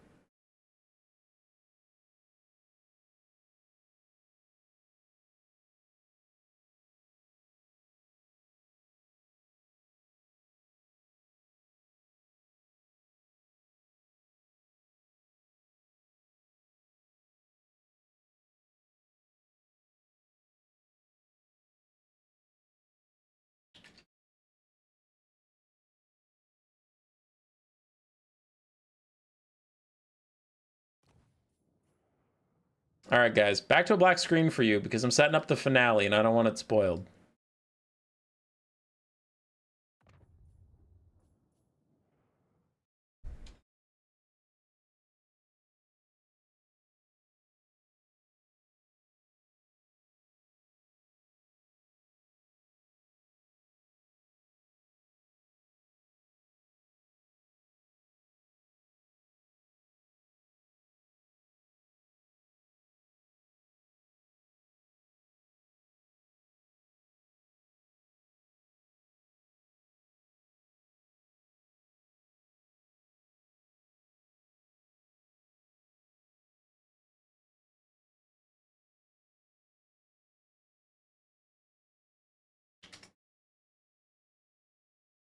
I'm setting up a finale. Just you hang on.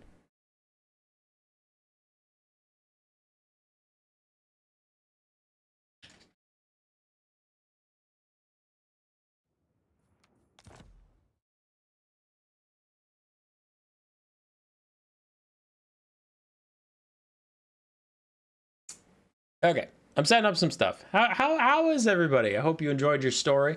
Belagard got tricked by Skarsnik into a Tzeentchian portal, fought his way south, and got to the very doors of Carrick 8 Peaks, but was not able to get home.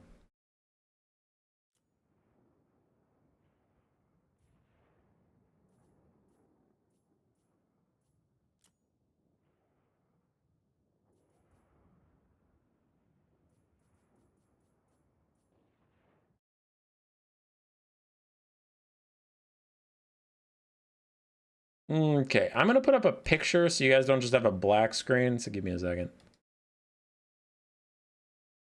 But I refuse to show you what's going on because I want it to be a fun surprise. So desktop, Gladiator, sure. We'll just put that there so people have something to look at. My headcanon is that Luther was looking for the Dwarven Luckstone, but forgot why he was there midway through. Tell us when the Gash is coming out. It's UFC Insider Knowledge. Like, if I had to guess, probably next year. I'm guessing that's going to be the last DLC. I'm guessing that's going to be the last DLC before they switch games. Before they do Warhammer 40k or Star Wars. I'm hearing so many rumors from not CA about either Total War Star Wars or Total War 40k that you have to think it's going to be one of those. Like those are free money left out that you just have to take.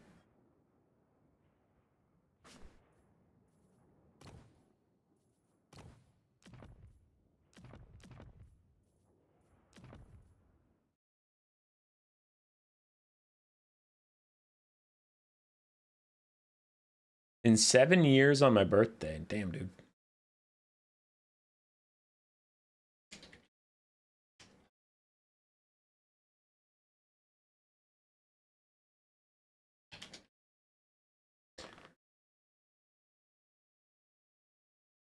I'm fairly sure they're making Hyena 2. Dude, they didn't even release Hyena 1, did they? Didn't they cancel it before it came out?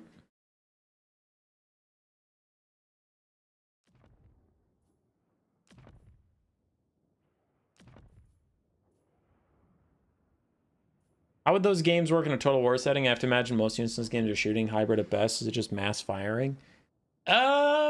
Probably. Though Star Wars has some more melee troops than you would think. But it would definitely... See, Star Wars would definitely be primarily ranged. Like 60% of the units would be ranged, but 40% would be melee. You could have like stun baton stormtroopers, or depends on what time period you go with. But let's do the Empire, right? You could have stun baton stormtroopers for melee infantry, and then like the Emperor's Guard, those like red cone-headed guys, with their shock staffs as well, and then of course like Inquisitors with lightsabers, and then for your Lord like Darth Vader or Sidious or whatever. I'm thinking that if they did Star Wars, I know it's a big universe, but honestly for the game, it'd probably be like their mini game. You know how they have like, they do big game, mini game, big game, mini game, like Pharaoh. Pharaoh was way smaller than Warhammer was. Three Kingdoms was smaller than Warhammer 2. Total War Shogun 2 was like smaller than Medieval 2. things like that. So I think like Star Wars would just be kind of one of their smaller games, like less factions, less DLCs. But yeah, for the Imperial faction anyway, to finish off, it's like you could have recon droids as kind of like corpse cart type things, like just supportive AoE things that provide various buffs and debuffs. Then you have your basic stormtroopers for shooting, obviously. And then you could have Imperial officers as like light infantry shooters, so they're going to be less elite than stormtroopers. I mean, like, I shouldn't say officers because that's more elite, but like cadets or something, you know, those like gray shirted guys that aren't that special, that are just kind of cannon fodder. And then, you know, you could have tanks, AT-AT, ATSTs, those weird Imperial transports that are in some of the shows, things like that. And then for like the rebels have more options because you have more alien species. The problem with the Empire is they're a bit of a hegemony, but you could have like Wookiee skirmishers. So those guys would be mostly melee, right? Wookiee bowcasters, those guys would be like your man-eater pistols. Hybrid melee range. Then you have rebel fighters. You could have rebel fighters melee. That one's not that hard to do because rebel fighters is not a defined class. Things like that. So yeah, I could see it. But anyway, I do think it'd be a smaller game with smaller rosters. Now for 40k has a lot more melee than you'd think. 40k has a lot more melee than you'd think. I do think there'd be a lot of hybrid. I think you're correct on that, but you would not be starved for melee. Between the Tyranid roster, how many freaking chain swords are on the Ultramarines, the Space Marines, all those guys. Vibroblades, yeah. Wookiees just being Wookiees. 100 Days music, you're trolling. Nobody's hyped for hyenas, dude. Nobody. Can you imagine a KOTOR era one? Dude, KOTOR was so good. I want to replay those games, but I know it doesn't hold up. I know the plot's good. Nobody's arguing about the plot. Don't bring up the plot. The part I know doesn't hold up is the actual turn-based combat, because I am such a modern gamer now that I have a hard time going back to turn-based games. Like, I don't know. I don't want to say turn-based because there are some turn-based games that are good. I just don't want to go back to old turn-based games where it's like slow and janky and not as responsive. You can't pull off like cool combos because everything's slow. I don't know. I have to wait for a remaster and hope it's good. Tau Melee.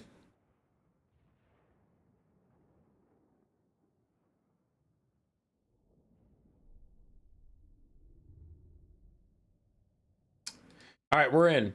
I'm sorry for keeping you in the dark, but we are in. Because you remember how in our story, Skarsnik ambushed Belagar right away?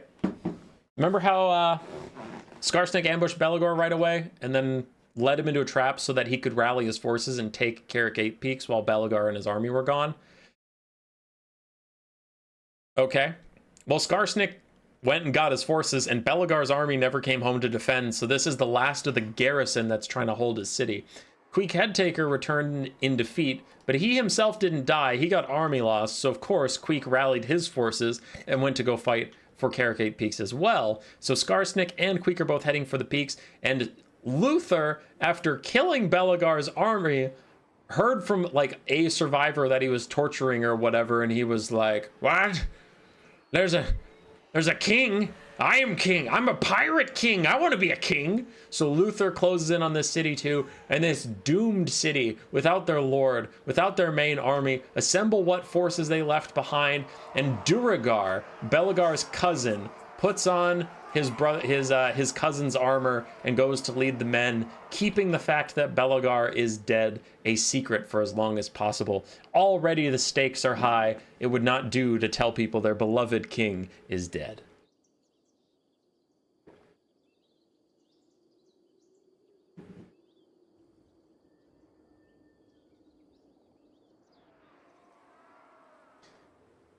Now with the free-for-all, it's always laggy and crazy, but we're going to find out who will be the true king of 8 peaks. Will it be Luther Harkon? Will it be Queek Headtaker? Will it be Skarsnik? Or will it be the Dwarves without Belagar?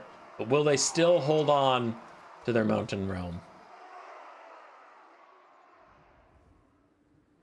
Luther just thought Stefan would be here.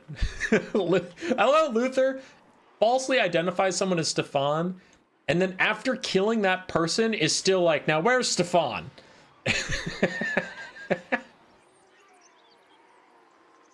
Is this Carrick 8 Peaks? Dude, I couldn't find a good map for it. Everything was too wood elfy and stuff, so we got this. At least this has like walls. But yes, it's a lizardman map. I did my best.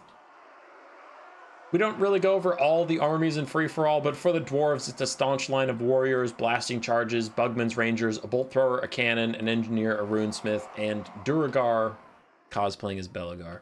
On the other side, for Skarsnik's boys, we have a whole bunch of spinning loons, black orcs, the Crimson Killas, Skarsnik, Snagla Grobspit, a Night Goblin Shaman with Curse of the Bad Moon, Vindictive Glare, Sneaky Stabbin', the Swamp Things, a Mangler Squig, and some Night Goblin Squig Hoppers.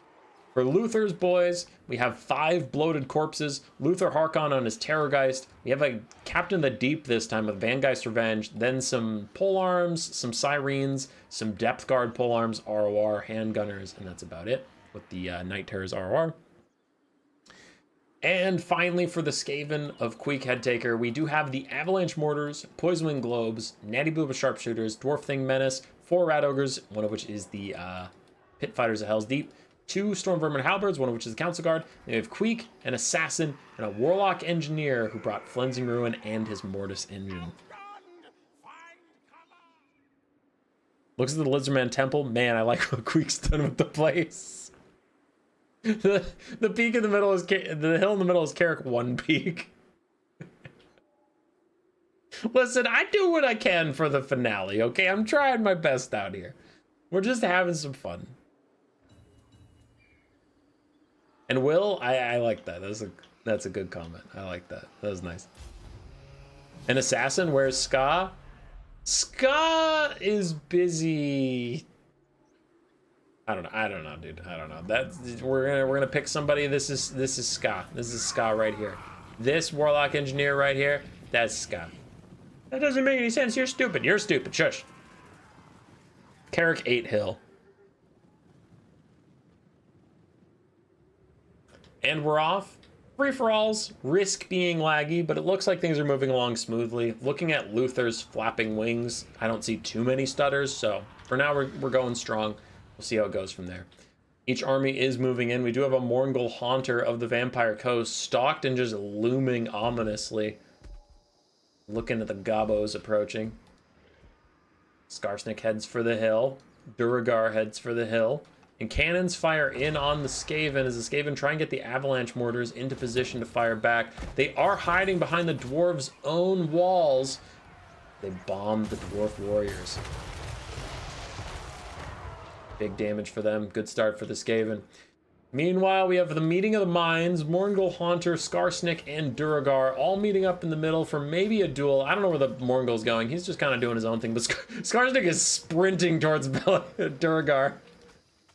Duragar is Belagar's cousin, by the way. That's a real thing. Is he gonna prodder him at point blank range? That is just mean. You're a dick. Pretty sure you are both stupid. Wow, Jeremy. Oh, lag spike. Lag spike. Poison spit breath attack comes out in Night Goblin Fanatics. Gets a little bit of damage down. Morngul Haunter goes after Skarsnik. Nope, he just wanders away. This Morngul Haunter is a passenger. He doesn't give a shit about what's going on. All right, the Avalanche Mortar is still trying to reform lines a little bit, trying to get a better angle on things while Bolt Thrower and Cannon fire at them. Timer's ticking up okay, so I don't know if we have too much lag just yet.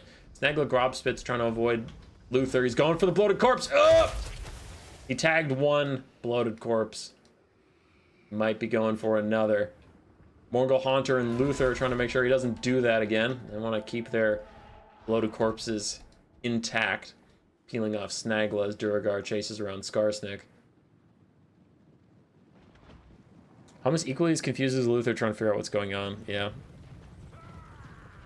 Don't really know. Avalanche Mortar's still cleverly hiding behind these crenellations, but doesn't look like they're getting the DPS out they want to be. So Torsen is having to move up his forces otherwise. Meanwhile, Skarsnik pops Spider to Bad Moon and sneaky stabbing on himself while rampaging Belagar into him, though it's secretly Duragar. So those two are having a little duel of fates. The Vampire Coast continue to move up and be a nuisance. How are Bloated Corpses doing? Oh, one of them just died over there to the Jezzails, I imagine. But one snuck through the forest. Does anybody even know this Bloated Corpse is here? As the duel between Belagar and Skarsnik occurs, I just want to see this Bloated Corpse's adventure. Don't do it. Just be repositioning. You don't know this Bloated Corpse is here. You don't know shit. As that Anti-Booba Sharpshooters take out another Bloated Corpse. Avalanche Mortars do get back into range of the Dwarves. They're going to try and take out Smiter's Blasting Charges, though Gotrek is trying to dodge with them at the same time. See how much he was able to dodge as the Skaven continue to move up on Dwarven forces. Meanwhile, Snagla and his Greenskins doing their best to disrupt and annoy Vampire Coast. Now that all of the Bloated Corpses are gone, but in comes a Vangeist Revenge. I'm going to watch that Bloated Corpse, angling my screen this way so you can see both. But the Vangeist is angled uphill onto two different Night Goblin Fanatics before they get their Fanatic cast out. That is going to be a 2-for-1 shot. They're going to try and dodge now, but that's still, oh, gigantic chunks of damage and immediately tear routes away from the Night Goblin Fanatics as the Sirens close in. Snagla Gobspit is dove on by Luther Harkon. They will be fine, but the Dwarf Thing Menace saw the Bloated Corpse. The other Bloated Corpse, he snuck past the Rat Ogres. He's gonna make it. Go, Bloated Corpse, go, go. No, no, no. Don't lose your way. You have 4 more speed and you have charge bonus. You can make it, you can make it, you can make it. Oh, they're running towards the Clan Rats, but they don't make it to the Clan Rats. Instead, it's just a big explosion, taking out an entire Poison Wind Globe as Queek and the boys move up in a Hero Hammer to try knocking out the Dwarves. Jackerskins is way up on the damage value for the Vampire Coast, though I feel like he's also taken the most damage, so grain of salt there. A big old greenskin blob appears for Johnny Cash. His Crimson Kill is fighting very well with the Bloody of your Depth Guard and the Night Terrors. Other Black Orcs still doing well. As we have a Monster Mash, and of course the two armies with blue health bars would fight each other, so I have no frickin' idea who is who at a glance. Look at that, green and purple, nice and easy to tell what's going on. Blue and blue, not as easy. What is this? How is this still going on? As Skarsnik and Belagar have been fighting for like literally an hour and a half.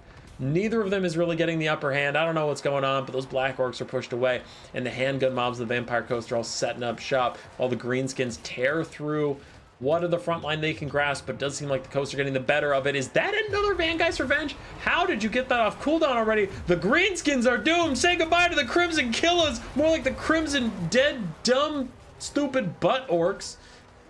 Got him. Fucking got him. First, the Bad Mood gonna go through the handgun mobs. That goes straight through them. But we should check out the other side of the fight. We have not paid too much attention to the Skaven and the Dwarves, and that is my bad. In comes a Flinsing Ruin Overcast onto the two squishy single entities, the Master Engineer and the Runesmith. Once again, they have lower HP bars, so their spell resistance will help quite a bit, but not everything. As the Avalanche Mortars have been peeled off, so have the other globes, but Natty Booba Sharpshooters and the Dwarf Thing Menace still doing good work, and Queek and the boys are here. The Master Assassin, the regular Assassin, and Queek are going to do some hunting on the Runesmith and the Master Engineer, so we'll see how that goes for them. Meanwhile, Belagar and Skarsnik are still just slap fighting till the end of time. They do not care at all as Belagar takes another swing at Skarsnik. Skarsnik is beating him currently. He's gotten a lot of sneaky stabbings helping him out, and even shield breaker from the Jezzails. The Jezzails are helping Skarsnik snipe out Belagar. That is cruel and unusual punishment. As the Vampire Coast continues to dominate in the gold value, Luther Harkon gets up in the sky and he just continues to snipe at some stuff. Snagla Gobspit is trying to push back the caster of the Vampire Coast, while the Morgul Haunter shoves around the Night Goblin Shaman. Belagar is somehow still in this fight. There we go. He finally routed. Trixie traps making Skarsnik unspottable, but as he fights Belagar, as the Warplock Jezzails fire up and over the hill, it will be harder for Skarsnik to remain anonymous. For the Skaven versus the Dwarves, the Skaven Rat Ogres and their Council Guards, Storm Vermin, all that stuff crushing through the Dwarven front lines as these guys try and hold. Bugman's Rangers still firing where they can. We get some blasting charges here and there. And the Dwarf Thing Menace actually taken out by the Dragonback Slayers. That is a big loss for the Skaven, those armor-sundering chariots. pretty nice to have against dwarves, as the assassin and Queek hunt down the runesmith. Great for them. Skarsnik continues to chase Belagar, and it looks like Belagar will die to the sneaky little goblin. So Belagar died, his ghost died, and then his cousin pretending to be him died. Belagar is not having a great day, whatever form he takes. Orngal Haunter rallied with his sirens and whatnot, but another Curse of the Bad Moon rips through those ghosts. The green fire it leaves behind does good damage to those guys, but the sneaky little goblin that cast it is having a worse time of it. Snaggle Grobspit's also having a difficult go. Surrounded by the Swamp Things, River Trolls, he's trying to hold on, but the Night Terrors and the Bloody Reaper Death Guard get rid of those guys, and the Greenskins are in mass exodus. Though Skarsnik killed Duragar-Belagar hybrid, great for him. It's not going very well for the rest of his army. Speaking of not going very well, the dwarves are having a really tough go of this. Gotrek is currently second in damage value, but his army is by far the most tattered. Earlier I would have said the Vampire Coast, but this is looking pretty doomed. Cleansing Rune Overcast to make sure the Runesmith keeps routing. Now he will rally briefly, but I think the Cleansing Rune Overcast is going to like outright kill him, so it doesn't really matter if he rallies here and there. Jazales take out the Master Engineer. Man, the Skaven have been after the dwarves. The Skaven helped Skarsnik kill Belagar and then turned all their attention back on the dwarves. They didn't bother killing Skarsnik. They're just like, yeah. Dragonback Slayers are in. They surround the Warlock Engineer. The Warlock Engineer's armor will be draining them slowly, but they can kill the Warlock Engineer way before that armor kills them. Queek and the Assassin also dive in, try and peel a little bit, help out. It might be risky. Just might. They're getting some clan rats over here, and they'll get a little bit of damage. Meanwhile, Longbeards are sprinting straight at Natty Boobo Sharpshooters as Bugman's Rangers fire over the top, getting some damage into those guys who are silver shielded, to be fair. Skarsnik's boys seem to be in mass exodus. I don't really think the Greenskins are going to be much of a threat to take this game. Like, Johnny Cash isn't that far behind, but I don't see... He's currently losing to Jackerskins 1v1, and Jackerskins is in the lead overall. He's like 4,000, 5,000 points ahead of the Greenskins. So do I see the Greenskins rallying, defeating this army, and getting 5,000 value? No, not really. Queek and the boys doing really good damage to the Dragonback Slayers, honestly better than I thought they'd do. The Warlock Engineer did take a massive chunk, but other than that, Queek and the boys have been doing fine. Master Engineer is back in the fight, going to fire his little long rifle in wherever he can. Some Rat Ogres are rallying. For the Skaven, though, the Skaven are down to the Pit Fighters, their Hero Hammer, and the Natty Boobos who are on the run. That's about it. Everything else for the Skaven is pretty much a spent force, as Norgumling's Ironbreakers get a really nasty blasting charge volley onto the Stormvermin Halberds. That's going to take those guys out, too. So it really is Jackerskin's field to run. He has the healthiest army at this point, and he's in the point lead. Really, really strong lead here for the Vampire Coast. This Vangeist Revenge did a lot of work for him. I guess the Bloated Corpses must have done something. That gold damage value doesn't come out of nowhere, right? Warlock Engineer gets knocked out by the Dragonback Slayers. He's routing. We'll see if he rallies. He might not. 500 HP for a Skaven hero is not a lot, really, to work with. As Rat Ogres pile into the Master Engineer, surround him, beat the crap out of him, though their leadership is faltering as Norgumling's Ironbreaker is going to charge him. Their leadership will fall apart, but they got rid of the Master Engineer in the meantime. And Luther just dips down and snipes Skarsnik. Just see, I see you have a Skarsnik. Zoop. And he's dead. Queek and the boys beating up the Dragonback Slayers. Dragonback's just about out of models, 4 models left.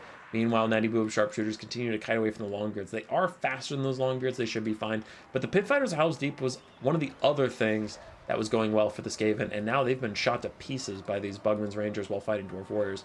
And meanwhile, Jackerskins and the Vampire Coast continue to either clean up Greenskins or wander over the hillside like an ominous wave. They just can't be stopped. He's so far ahead on damage value. And he has a lot of army left. As Queek and the Assassin hunt down this Master Engineer, walking him pleasantly off the battlefield, and it's over. No more pleasant walking as the war pick of Queek, Dwarf Gouger, gets buried in the back of that dwarf skull.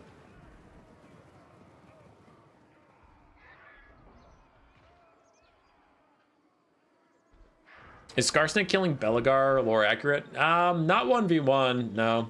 Belagar would definitely win. Don't lose your way. Will, that's from Kill la Kill, right? Will, is that from Kill la Kill?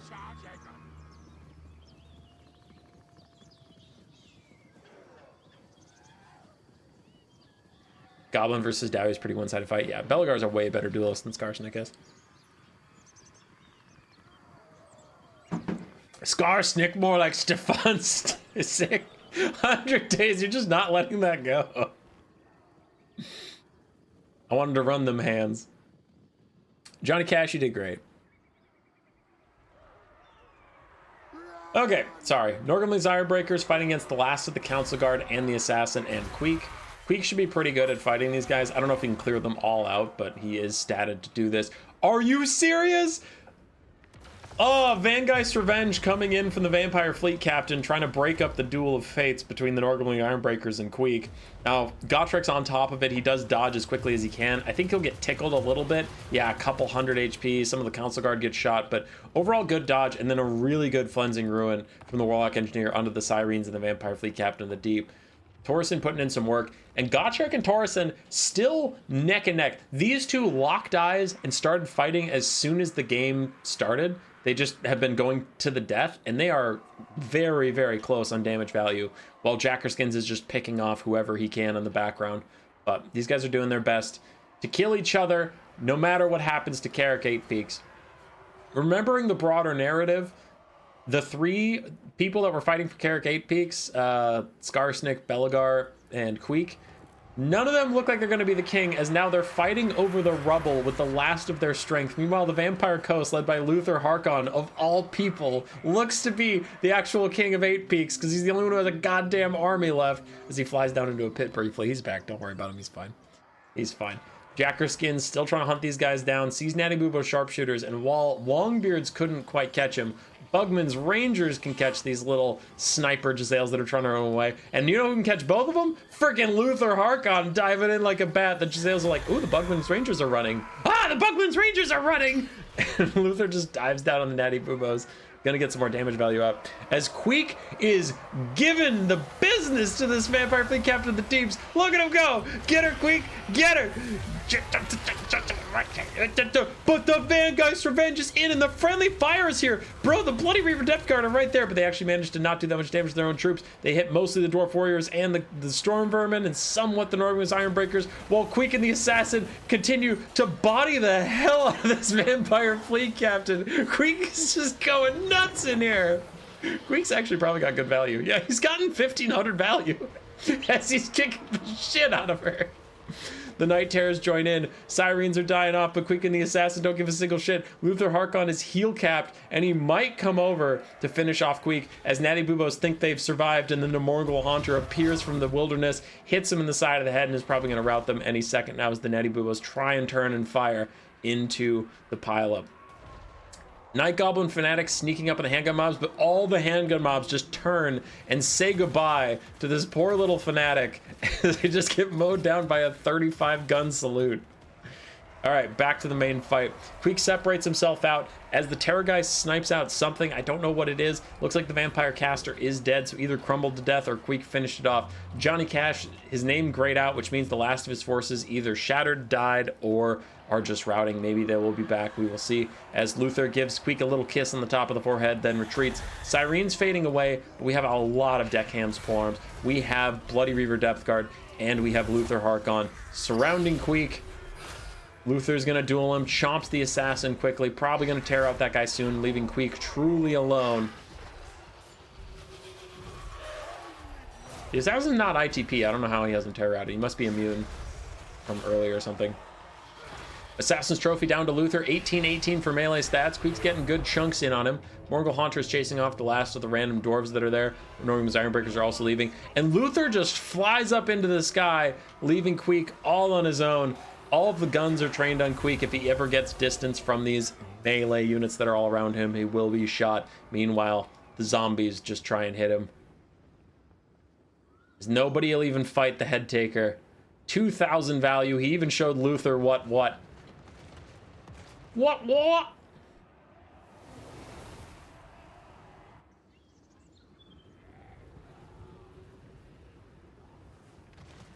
like Vangeist Revenge on frame rate. Yeah.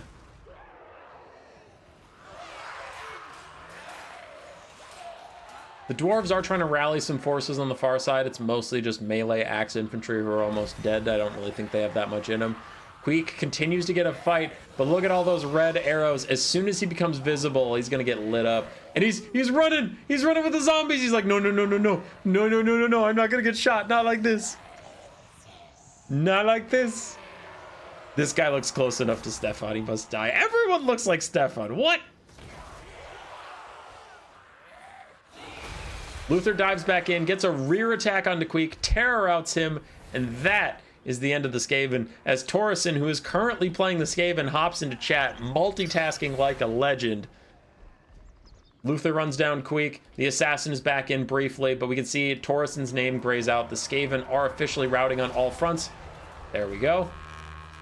The Dwarves are the last thing standing between the Vampire Coast and victory. They are way too far ahead on points. I think even if someone else managed to win at this moment, like stay on the battlefield as the coast all died, the winner's bonus wouldn't even get them to the point. So it is difficult, but Belagar's fateful encounter with Skarsnik, and then Tzeentch, and then Norsca, and then Queek, and then everybody else did lead his kingdom to ruin. Skarsnik's plans were all for naught as he tunneled too hard on fighting the dwarves that Luther Harkon snuck up on him and routed his forces behind his back.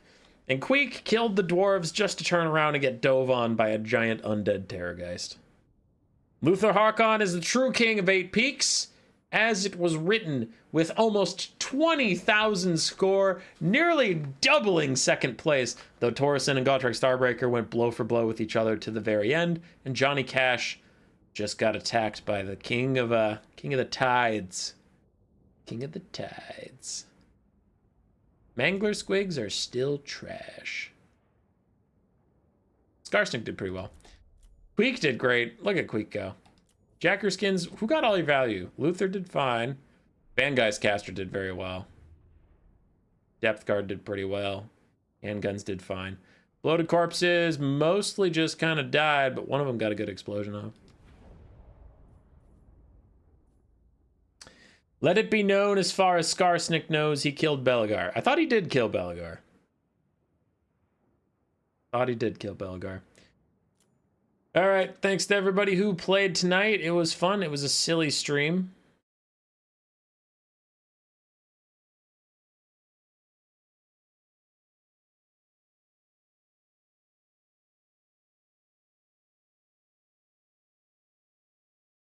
Sorry, I'm just reading the chat. Some of the people were playing were silly gooses.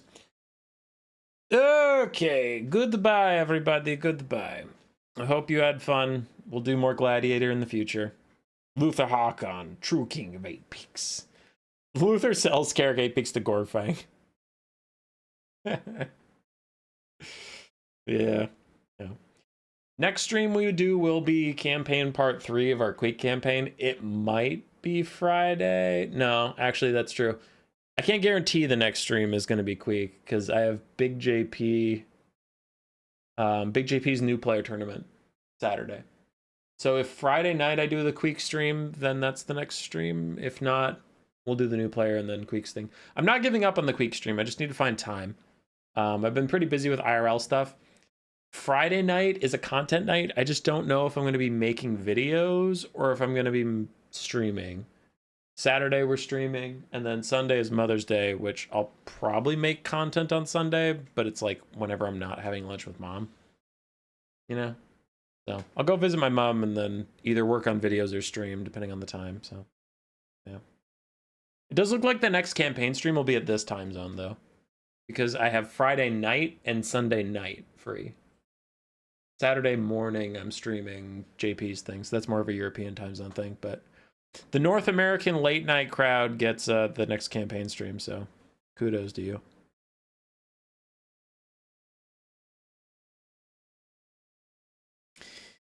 Goodbye, everybody. Goodbye. Have a good night.